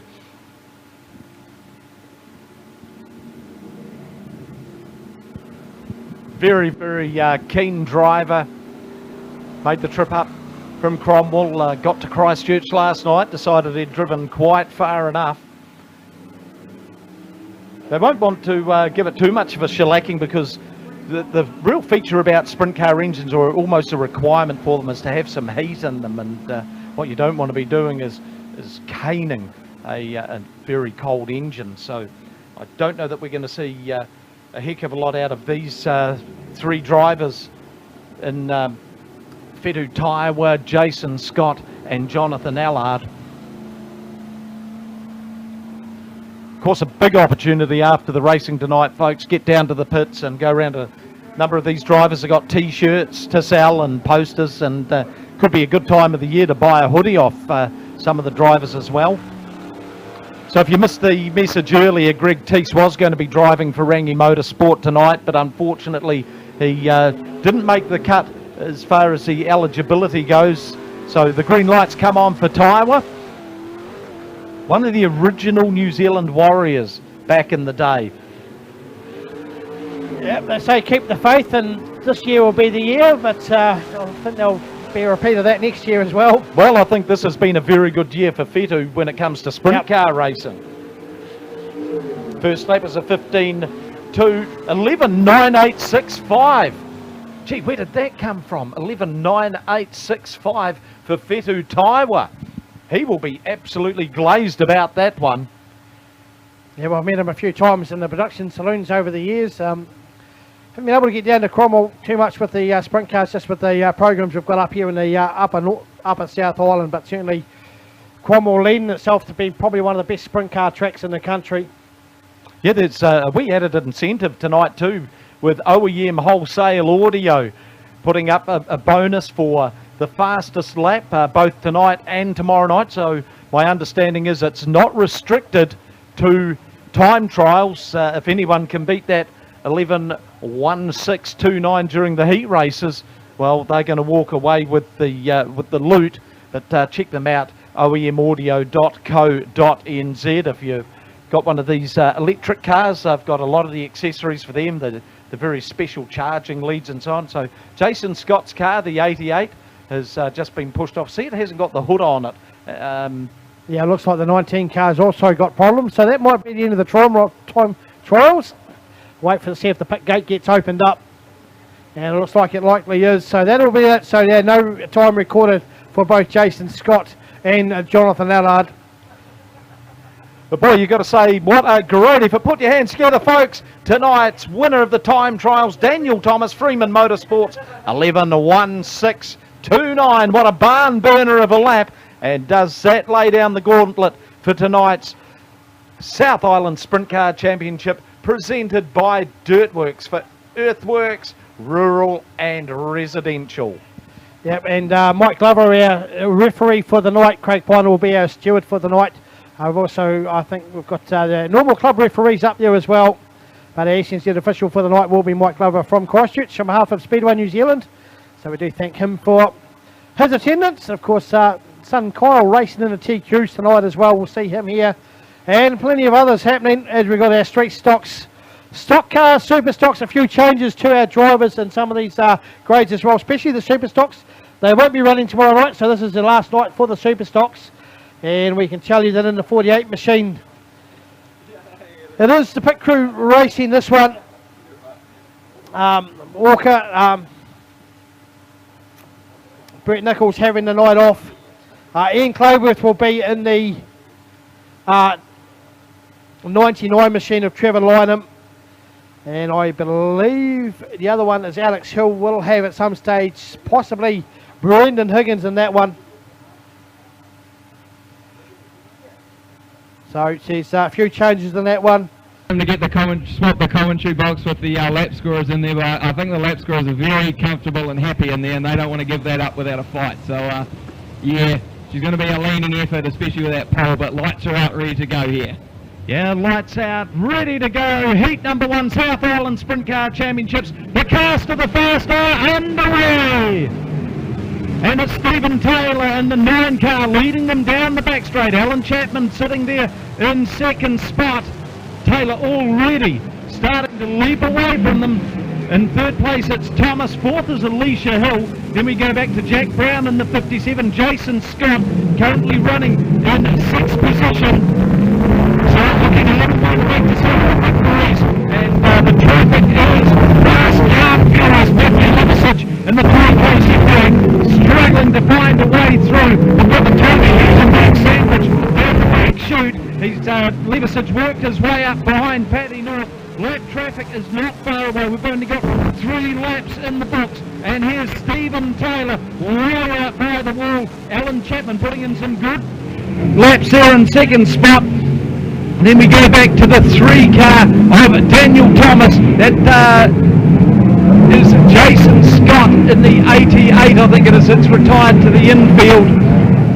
Cummings, he's struck problems. Actually, it was Eulenberg that's retired to the infield. But Taylor leading them a merry march. He's got a couple of lap cars between himself and Alan Chapman. Thomas right up of Chapman as they go through the Gun Club corner. Taylor, bit of fresh air. Unbelievable that the next car in his sight is Matthew Livicic. Livicic running right now in 8th position. It's been clean from the green here in heat number 1. This could be the game changer. Into the lap traffic, and they've got one stop down the back chute. So 33 of Paul Harrell grinding to an end, and that's the sort of thing that a lot of the other drivers will be quite happy to see, because Taylor, he was pulling away from them. He had a 4-second advantage over Alan Chapman, and they'll be relieved because this is going to bunch them up.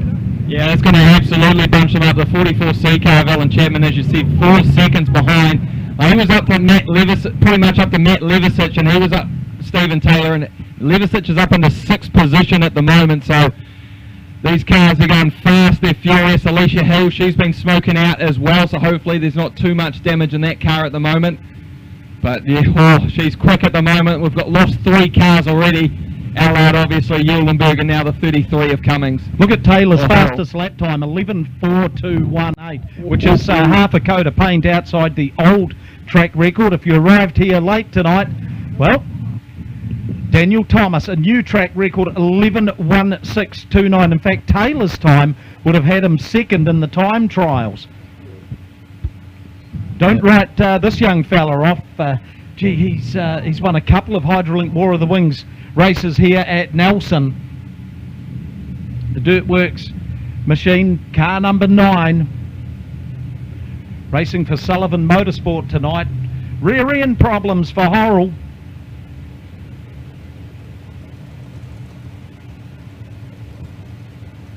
So Taylor had just completed his 9th lap before the yellow came out.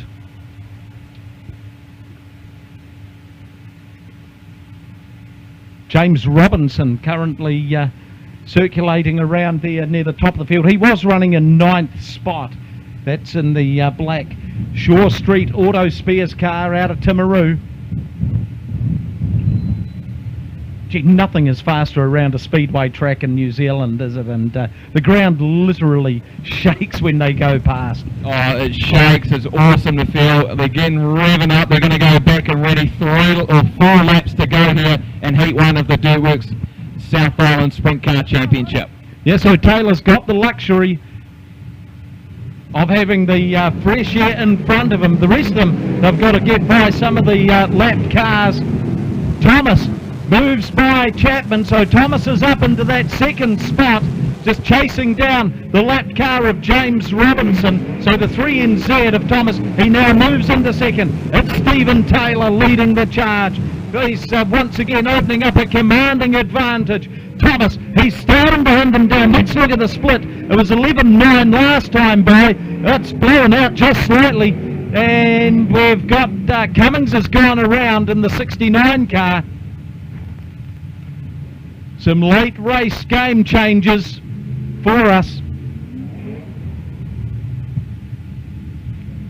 One of the things about that I've always noticed about Nelson Speedway, Gabe, is how wide they can come out of that tighter corner and run right along the pit wall here. And as the night goes on, when they start chasing the dirt, they're going to literally be scraping their tyres along the fence down this front chute. Yeah, you're going to get scared because they're going to come flying straight at you, AJ, from corners 3 and 4. It's a scary proposition, especially when you got stones and dirt flicking up at you, and they're literally about millimetres from hitting the wall because they're trying to get every bit of dirt in that right rear tyre.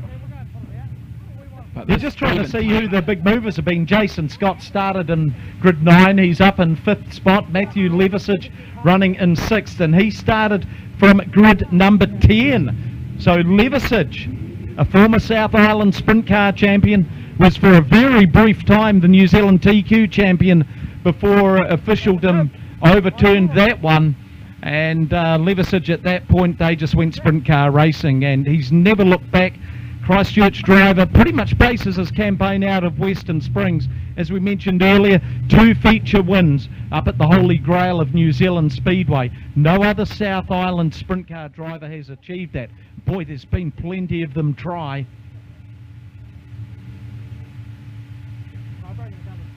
Just moving the Cummings 69 car back into order. Of course, a lot at stake. Here, Speedway New Zealand officials will be right on top of this one. Green flag flies again. Starting to run out of laps for the rest of the drivers. So it's Thomas sitting there in 2nd spot as Stephen Taylor. Gee, he's got his foot right in the bucket as they go down the back straight. White flag going to fly this time around for Stephen Taylor. Just the 1 lap to go.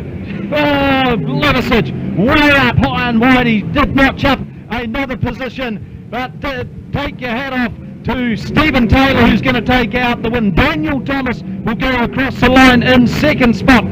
Alan Chapman will take 3rd by half a coat of paint from Alicia Hill. Matthew Levisage, good drive by Levisage, up into 5th. Jason Scott 6th, Jack Brown 7th, Paddy North in 8th, James Robinson in 9th, Josh Cummings in 10. Horror was did not finish, likewise Tony Eulenberg, and Jonathan Allard did not start.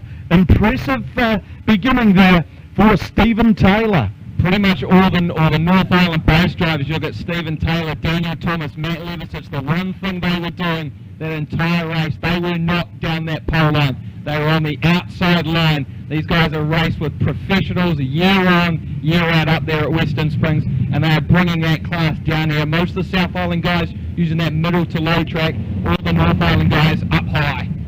Yep, just a call from the pits as well. Dean Miller has got some drive shaft and diff issues, so he's out for the night. Said this track is absolutely fantastic, but just absolutely gutted, so he's going to try and work on getting some parts for it tomorrow, but I think the diff and the drive shaft might be dead. So I've just got the cars coming past me in the pit chute. We'll try and catch up with the race winner very shortly. Starting from 8, a big job for Allard. Caleb Bourne in the 59, last year's Hydrolink War of the Wings champion. He's starting deep in the heart of Texas. So here we go, the second heat, and let's clear the clay with heat number 2, and it's Cummings in the 69 car. Oh, Allard's car's failed to respond to the accelerator. He's been spat out the back like a dud chick, trying to get some momentum up in it. And Cummings leading the way. Tyler in 2nd, Daniel Anderson in 3rd spot. Then we go back to the 88 of Jason Scott, currently sitting there in 4th. Big run around the outside by Anderson as Allard retires to the infield. Heartbreak Hotel for the 19C car. So it's Cummings, Anderson, Taiwa, Jason Scott. They're the front four, but Paddy North just starting to loom large in that. Big run by Paddy underneath Jason Scott. Couldn't quite make that one stick. Scott comes off the corner, slightly sideways on. Paddy's got him this time. It is all about momentum. So Paddy North, he's now moved up into 4th position. Josh Cummings running the wheels off the 69 car at the head of the pack, but Daniel Anderson just starting to close in on him as John Seabright, he struck problems, went to the infield, he's come back out onto the track. Taiwa sitting there in 3rd spot, Paddy North in 4th, still Jason Scott there in 5th, and then we go back to the 2 Freeman cars in 6th and 7th spot, O'Callaghan and Thomas Seabright appearing to have some issues keeping that car onto the track. Cummings very impressive in this run. He's got a 1.08 second advantage over Daniel Anderson. Vedu Taiwa looking strong there in 3rd spot. He's got a decent break on Paddy North. But the action thick and fast further back in the field. O'Callaghan chasing down Uncle Jason Scott. Daniel Thomas looking for a run. Track just starting to dust up a little down low, so they're chasing the dirt up high. Stephen Taylor currently stuck back in around 9th spot as Thomas just nudges the pit gates as he goes by. O'Callaghan gets right up close and personal with Scott. He loses some momentum. Thomas, he moves up a little. That's 10 laps in the book. White flag will be coming out shortly. It's still Josh Cummings still leading the way. Daniel Anderson in 2nd. Vedu Taiwa in 3rd. Here we go. It's the white flag. And Cummings getting caught up in the lap traffic.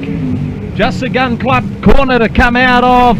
Cummings is going to take the win. In 2nd position, it's going to be Daniel Anderson. Vedu Taiwa in 3rd. Paddy North in 4th. Then we go back to Daniel Thomas, Jason Scott, Sam O'Callaghan. Taylor got up into 8th position. Caleb Bourne in 9th. Colvin 10th. Eulenberg 11th. Seabright in 12th. And another DNF for Jonathan Allard.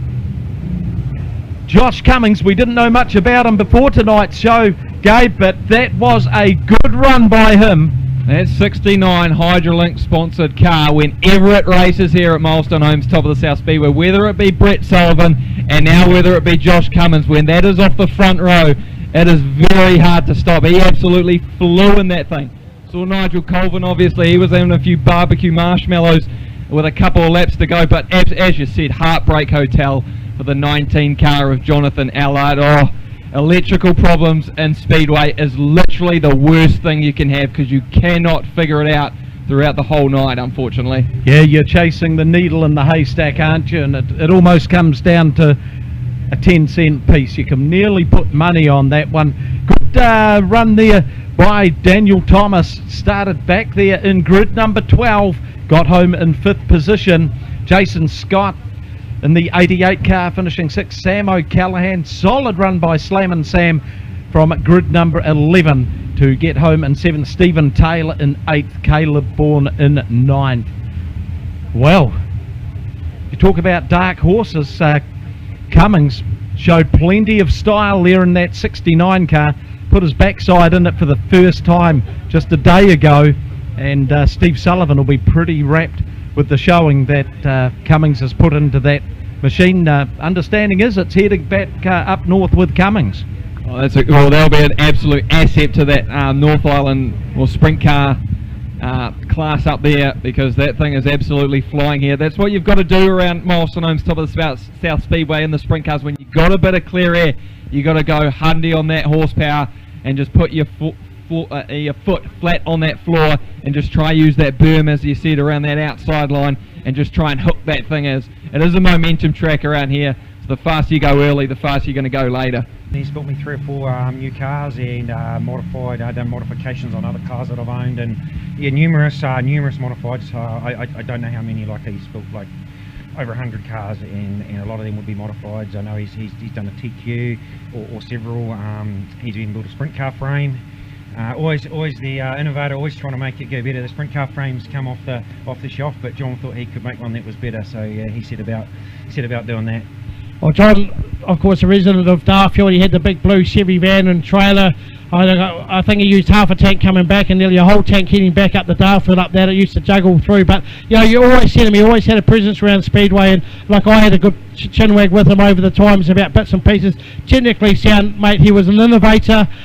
He always knew what was happening, where the direction of the cars were going, and made a great mentor to a lot of drivers over the years. Yeah, for sure. And probably what a lot of people don't realise is the work he did in the background too with the Speedway New Zealand rules. He built wheels, so there's a lot of rules around wheels, and he helped develop the rules for those wheels to make sure that they're safe and that they didn't fall apart and didn't come off cars. So he was a very, very good engineer, you know, like and a craftsman, and it's just it was amazing to watch him work and craft that stuff. Yeah, of course, his young boy's been racing, young Jackson's been racing, of course, Georgia and the rest of the family, a great loss for them, and of course they'll be feeling his presence missing at the moment. Mate, over the years, look, I've got what you've written on Facebook here, because I think it's quite poignant for those that's probably not so much in Nelson, but I've got Tony Frost coming up later on. He's going to have a couple of words because he dealt with him up this way, but just what you've written on Facebook, and I think a lot of people supported that. It says here, today we farewell a legend. Every now and then you meet someone that changes your life, someone that drives you, someone that inspires you, someone whose passion is so contagious that they drive you to be a better person. John was forever racing the bar, not only with your brilliant mind, your engineering skills, your presentation, but within races and Speedway as a whole. I would say racing is fun. He would say winning is more fun. I would say the car is mint, and he would say, tell me where it can be better. I guess that sums up your determination to improve and always strive to be better. Always focus on collecting the checkered flag was John's philosophy. You leave a massive void within the Speedway community, but your loss will leave within your family is unmeasurable. Mere words cannot express the sadness, a husband, a father, a mentor, a mate. One thing that I'm sure of is everyone who met you and knew you is far richer for the experience, and while you leave us for now, you'll never be forgotten. Till we meet again, my friend, stick the right rear in the crush and let the big dog bite. Godspeed, race it, mate. That is awesome words, and mate, as a rider myself, I couldn't have said any better. He was a fantastic person, and Speedway, yeah, there's a big hole left in Speedway, and I do thank you for giving your time up tonight while you're racing, for us and the Speedway community to acknowledge John and what a special thing he was to the Speedway people. Yeah, thanks for the words, and yeah, those words I wrote. It took me a couple of days to put them all down. It was very hard. He's such a great guy. It was very hard to find the right words, but I think I got them, you know. And it's good to be here tonight. Nelson was one of John's favourite tracks. He absolutely loved Nelson because it was such a flowing track, and any chance he had to get here, he would be here because he just loved it. Yeah, so.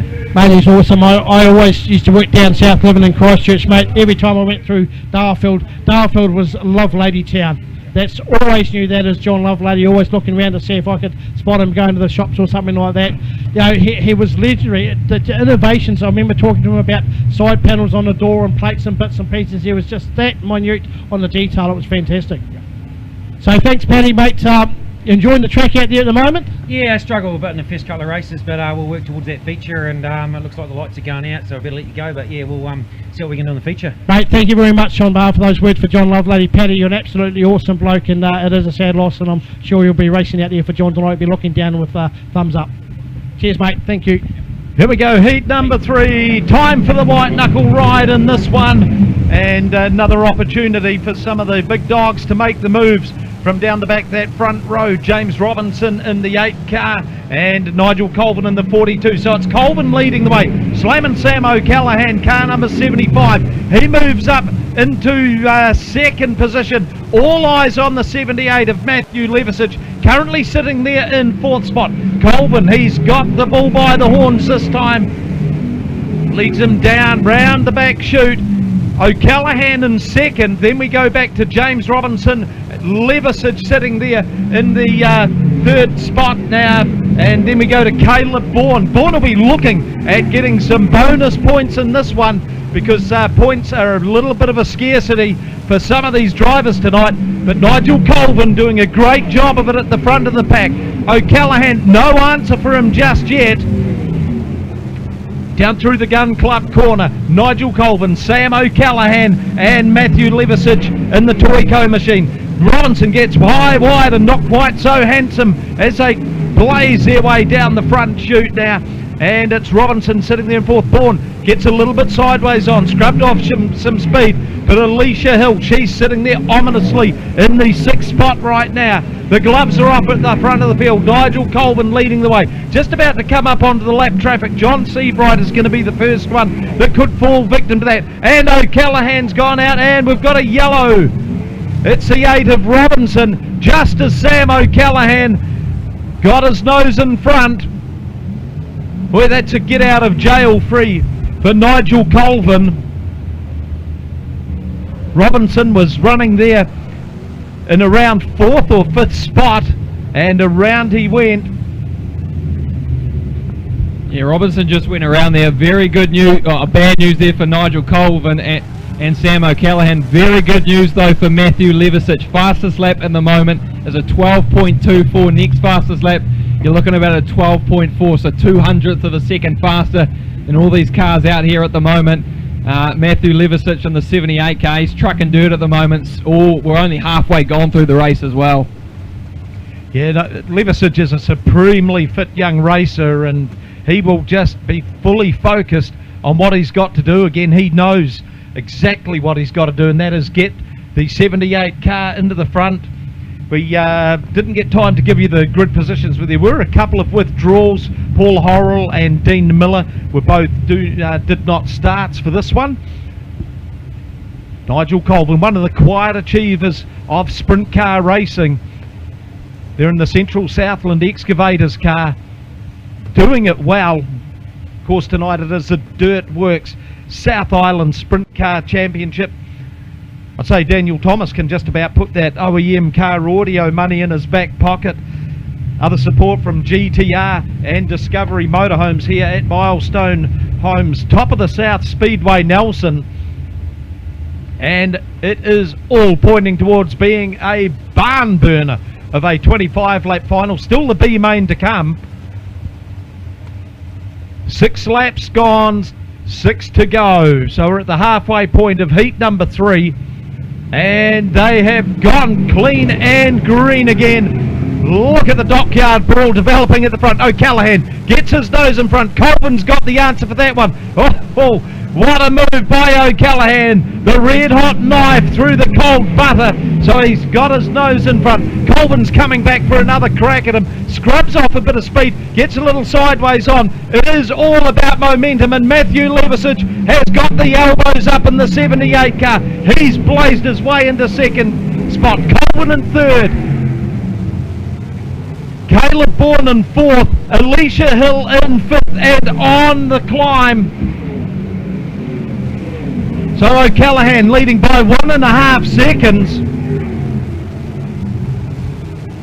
It's just about time that the starter will start thinking about getting that white flag out. Boy, they're high and wide as they go past the pit gates. It's O'Callaghan in the Freeman Motorsport car. White flag, just one to go. Bourne's muscled his way up into third. Alicia Hill, she's looking for the gap to get up into fourth. Colvin slams the door shut as slamming Sam O'Callaghan takes out the win. Matthew Levisic in second. Caleb Bourne, he'll be happy with his third spot. In fourth it's Colvin. Alicia Hill, she's next one there in fifth. Daniel Anderson sixth. James Robinson seventh. Jack Brown in eighth.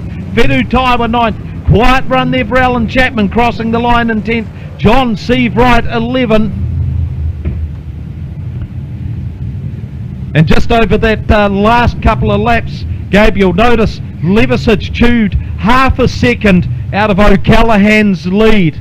So he is a one-time winner of the South Island Championship, is Matthew Levisic from Christchurch, current Auckland champion. He is looking good. Those front three were absolutely flying. Even Caleb Bourne, as you said, he was a bit down in that field after the restart, but he got up all the way up into third. But yeah, Matthew Levisic and even Slam and Sam O'Callaghan. I said Matthew Levisic had the fastest lap at a 12.2. Slam and Sam just did a 12.0968. So this track is getting faster and faster as the race went on. Yeah, you sense that O'Callaghan had to get the elbows up over the last couple of laps. He would have heard that someone was behind him. Of course, if you don't know anything about sprint cars, they don't have rear view mirrors. So it's driving by the seat of your pants driving by instinct. Daniel Anderson crossed the line in 6th. He had a big job in front of him. Matthew Levisage, he hit the wall just by the pit gates and he really gave it a solid blow. I told you he'd come see you right there, AJ, and Matthew Levisage, this dust is starting to fly out. We're 8 laps gone, and Levisage, who wanted to be right by that wall, unfortunately grind to it, and then up and over that fence in there around Milestone Homes, top of the South Speedway, around corner 1, looking a bit slightly bent, so hopefully fix that one up. Yeah, you could see he was on a journey just about in line with the starter. You could just about see the line on the track there from the tyre, and it's as though the car wouldn't completely steer its way around there. Boy, that was a hard blow for Matthew Levisage. At the time he was running in 3rd, and he was very, very much in contention, battling solidly with Sam O'Callaghan. I can tell you, looking from the infield, that pole is on a lean. It's probably moved about 35 degrees from being upright, and he's taken a fair whack in that sprint car. Pole looking very, very second-hand from the infield, so yeah, hopefully the driver's all okay. We've got Craig Pointer going over just to check the fence and all that. There's actually a bit of a bend in the rope, so she's hit it at almost full noise. Yeah. And just hopefully not too much damage to the driver. Yeah, wee story about the car that Levisage has got. He won the rolling chassis via a competition held by the J&J Chassis Company in the USA, and it was all about social media, and that's one thing that Matthew Levisage does very, very well. He's got a great social media presence out there, and that's pretty much how they managed to really hit the ground running for this season. But boy, it came to a shuddering end down there. The Toyco 78, he'll be bitterly disappointed with that one. But you could just about see the date with Destiny started just before the pit gate. He really did hit that fence very hard. This is going to do, we're going to have Daniel Thomas leading, Sam O'Callaghan. Alicia Hill is going to be sitting in 3rd spot, the local girl. Now just watch the line that Alicia is running.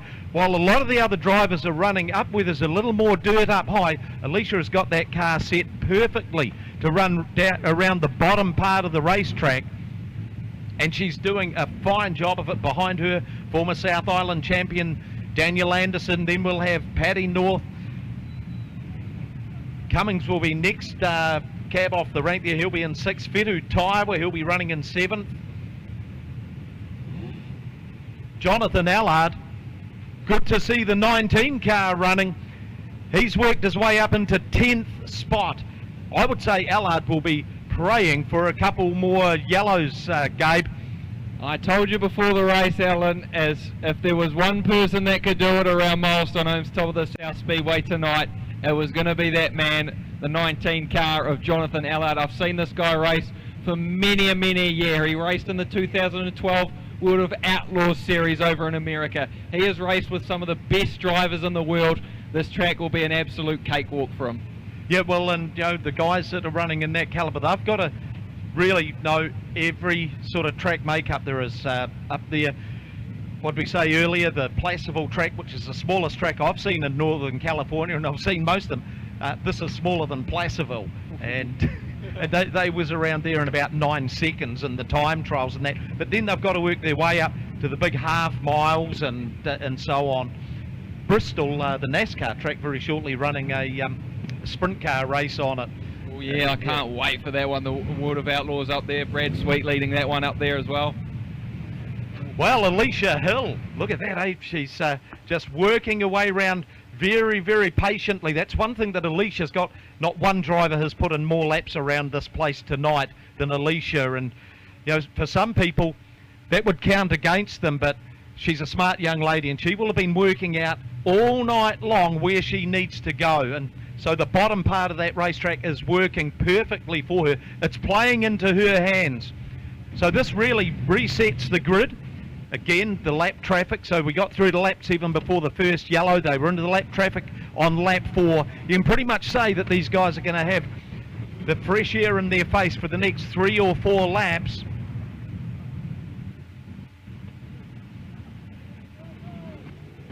So the green light comes back on. 7 laps of the 25 lap journey are down. Big move around topside by Daniel Anderson, just getting caught up. Oh, boy, that was, well, the yellow came on. But Anderson managed to keep going. I thought we were about to have another one. Yeah, we were about to have another one. As I was about to say it before the race meeting started, I've seen Daniel Anderson race multiple times at Cromwell. He either wins it or he's over on his roof. Yeah. And he was very close to being on his roof. He had to back off that gas hardcore, turn it into the wall to get off the wall, and then get out of that wall. And he just showed beautifully around 3 and 4 to get out of it. Well, the sparks were flying. Now, normally, a driver who is deemed to be the cause of the yellow would go to the back, but I think the officials may have put the yellow on expecting worse. I've just noticed Daniel Anderson's got a flat right front tyre, or it certainly looks as though the top's a bit higher than the bottom, you could say. Yeah, as they make their way down the back straight, you can, yeah, the left rear, or the left front is definitely a bit higher than that right front. Just trying to make sure. Well, he's left a fair bit of the tyre mark on the back straight. You can see the tyre mark as he went up towards the wall, and I thought he was going to have a rollover as well, but managed to save it. Yeah. Just waiting for the officials to cotton on as to what they're going to do with the tyre situation.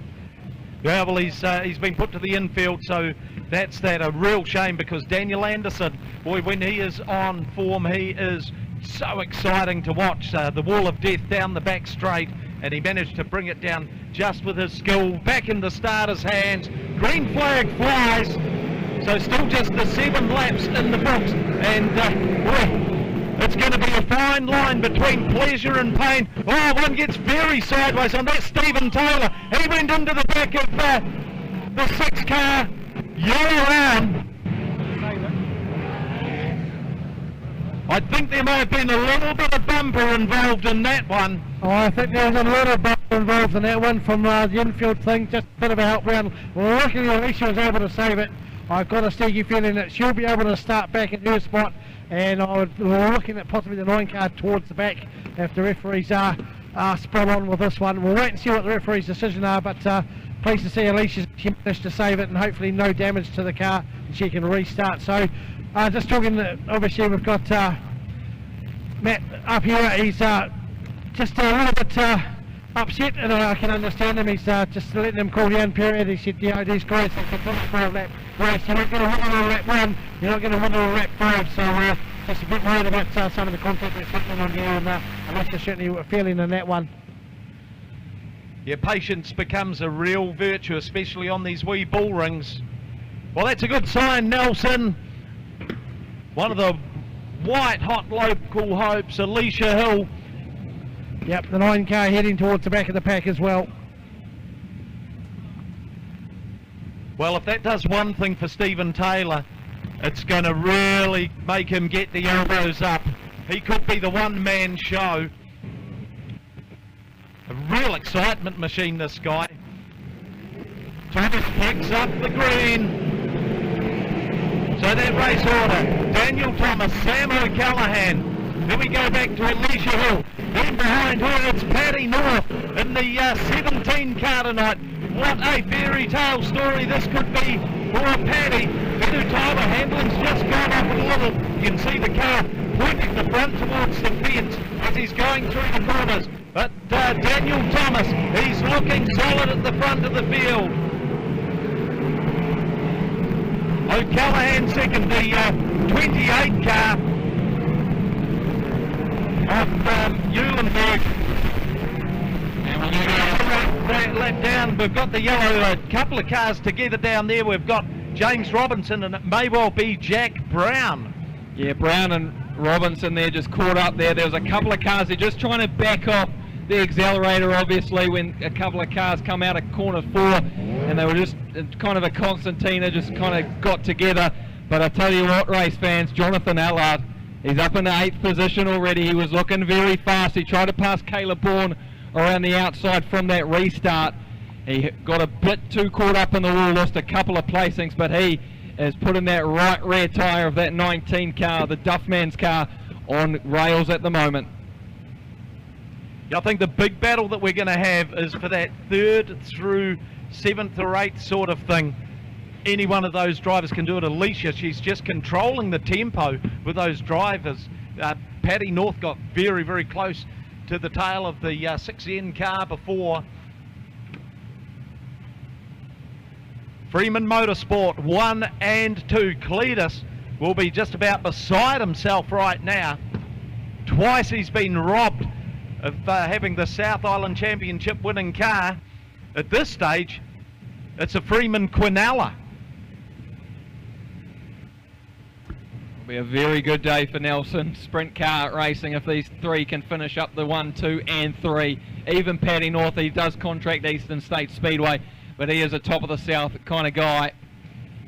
So this good echelon of top of the south sprint car or racers racing for the Freeman Motorsport and as well the Alicia and Paddy. It's a good sign for sprint car racing up here in the top of the south. Yeah, but we got Caleb Bourne there, started from grid number 10. He's made up 5 spots. That's 5 valuable ones. Still 14 laps to go. Yeah, just the 8 of Jason Scott too. Good to see him right up there challenging after a rough start to the night, but still going.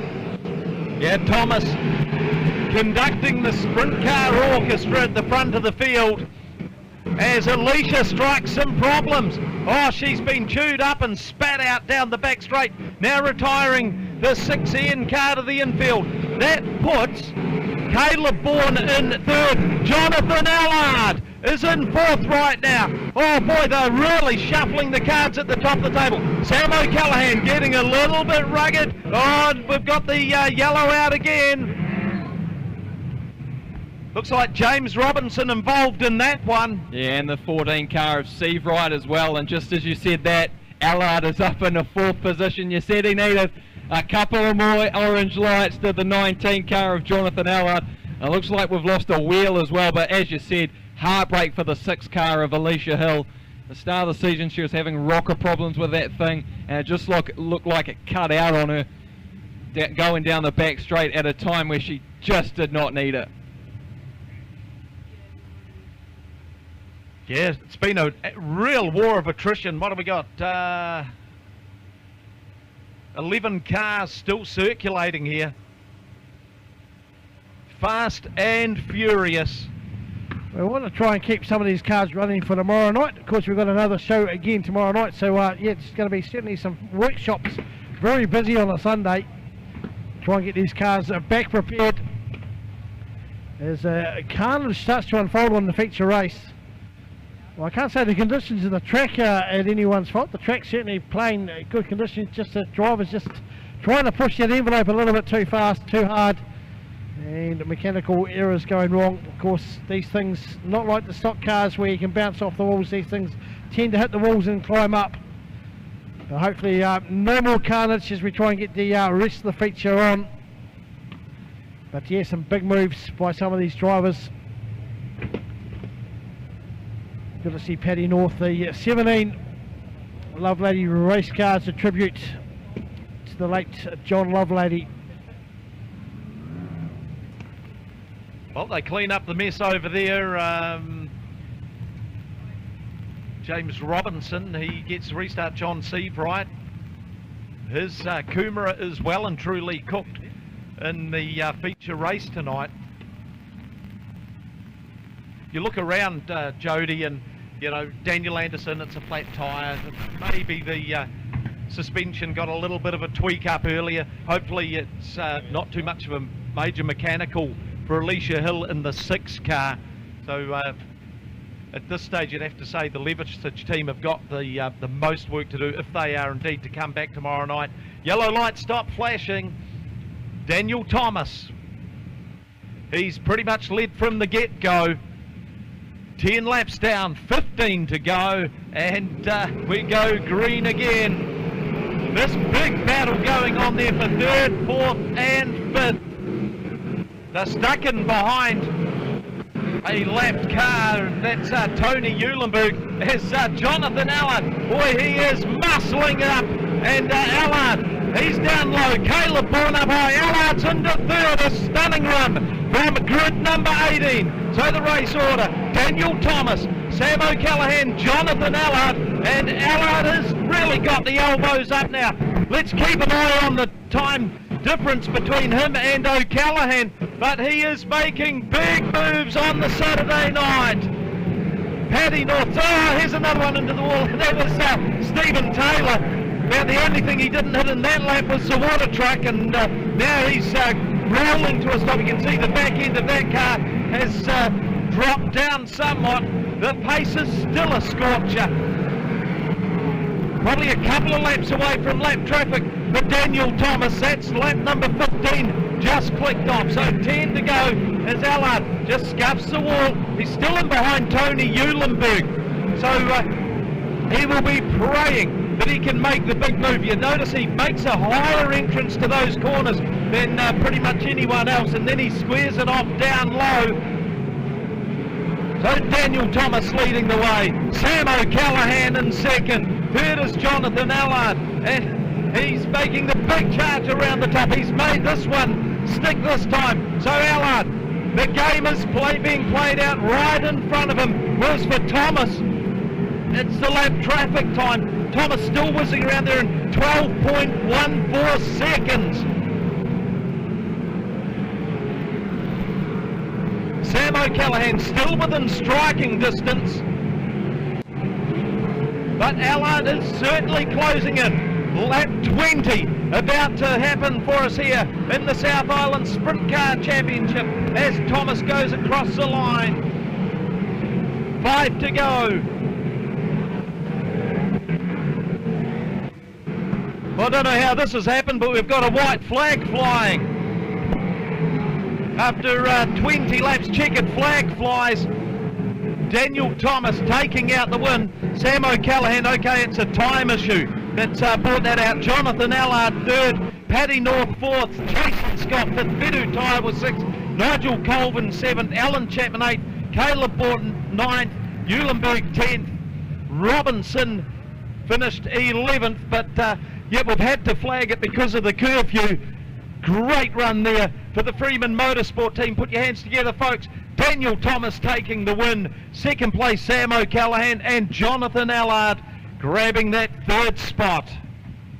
That is absolutely ridiculous, race fans. As we said, yeah, it has hit 10 o'clock. We were on 20 out of 25 laps, so we have unfortunately had to cut it short with the sprint car guys. Obviously, with the sprint cars, they are a bit louder as well, so we don't want to annoy the neighbours on the first night of the consent, obviously, so we'll make sure we get us done and dusted by 10 o'clock. But the top three, Daniel Thomas Slam and Sam O'Callaghan, but Jonathan Allard, I tell you what, if there was 10 more minutes and another yellow flag, that would have been all on for young and old. It would have been game on. Look at fourth spot, Paddy North. Stunning drive for Paddy, of course, racing with a very heavy heart tonight for him. Jason Scott, we mentioned him earlier, a bit of a dark horse, finished in fifth spot, started from grid number 11. And as well, Fetu Taiwa, his best result by a mile up here at Milestones, finishing in sixth position in the sixth car. One of the original Warriors keeping the faith, that's for sure this year. As we just look at a few cars, looks like the Robinson car just bent that front wing. As Paddy North in the 17th LRC car had a very emotional week, but the 3NZ car, there'll be one very, very happy man, or there'll be two very, very happy men down on that infield. It'll be Kevin Freeman and the 3NZ car of Daniel Thomas from Kehi. Yeah, Freeman certainly puts in a huge effort, doesn't he? It's an all or nothing sort of thing, and to take out the Quinella, that Kevy Freeman, that would more than make up for a couple of close calls through the years when his cars have been officiated out of a South Island Championship win, and I would imagine that the smile on his face will be wider than the Nelson Sunshine tomorrow. Of course, remember, we do it all again tomorrow night with the Sunshine Classic. Let's head down to Jody trackside with the trophy presentations.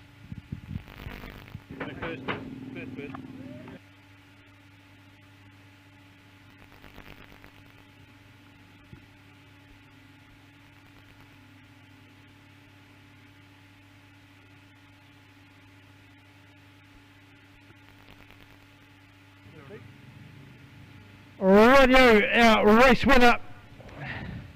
Pick him up first place. We'll let him get his gear off.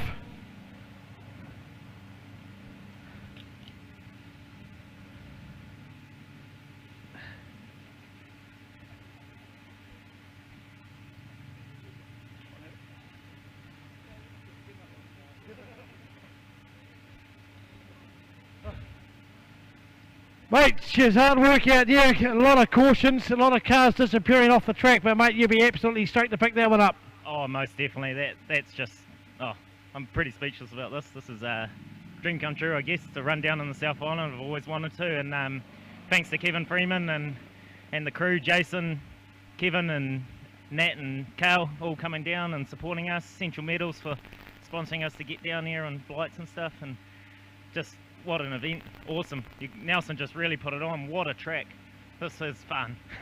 Mate, you were finding lap traffic pretty much into about the third lap in there, just to try and navigate through the traffic. Hard job as it is, and concentrate on what's happening behind you. Yeah, towards the end, dirty air I was really starting to suffer with it, so I could catch them, but getting past them was the next story, so I'm glad that the white came out, and so very happy. Mate, congratulations, well done. We've got the South Island Sprint Car Championship trophy for you. Congratulations. Well done. We'll get you just to one side as we take a few photos. Get some photos against the car for you.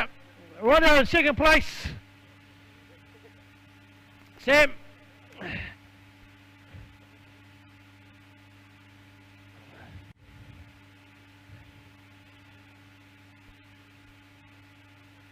Just getting the special ones right, mate.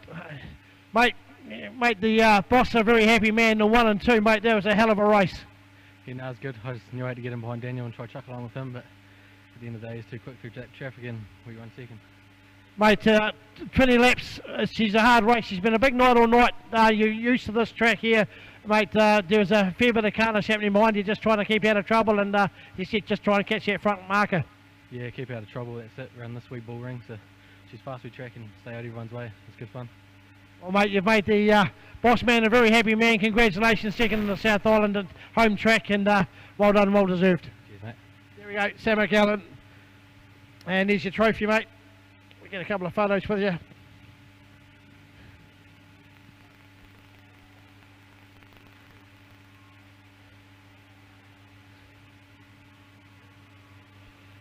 Right on third place, mate. You had to come from down the back of the pack. You had to work hard through the traffic to try and get up there. You couldn't catch the first two with the laps, but mate, how did you enjoy your race tonight?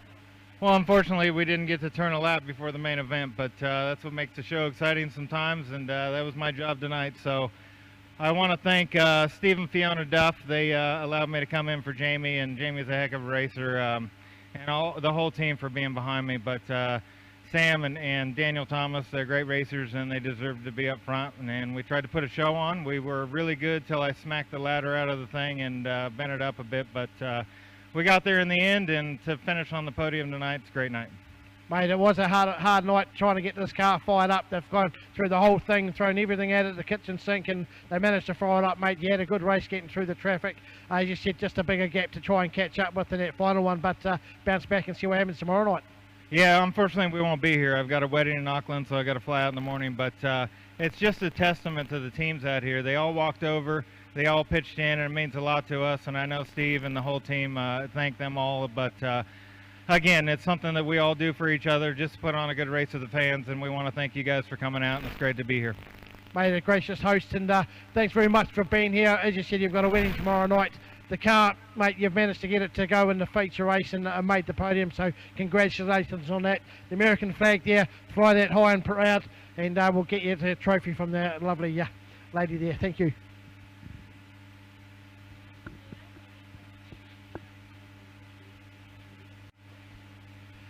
Well, there you go, folks, our South Island Championships done and dusted for the night. We're back tomorrow night, kick off at 5 o'clock tomorrow night. It is past our curfew, so we'll keep the noise down. We'll get this track prepped. We'll get these cars fixed. We'll be back tomorrow night. It is the Sunshine Trophy for tomorrow night. I'm looking forward to that one as we just get our drivers congratulating each other, our race winners. and a fantastic 20 laps for our feature sprint car race tonight. We do thank Dirtworks for their sponsorship this weekend, and hope they've enjoyed themselves up in the corporate box. Some fantastic sprint car racing here at top of the South Speedway. We look forward to some more.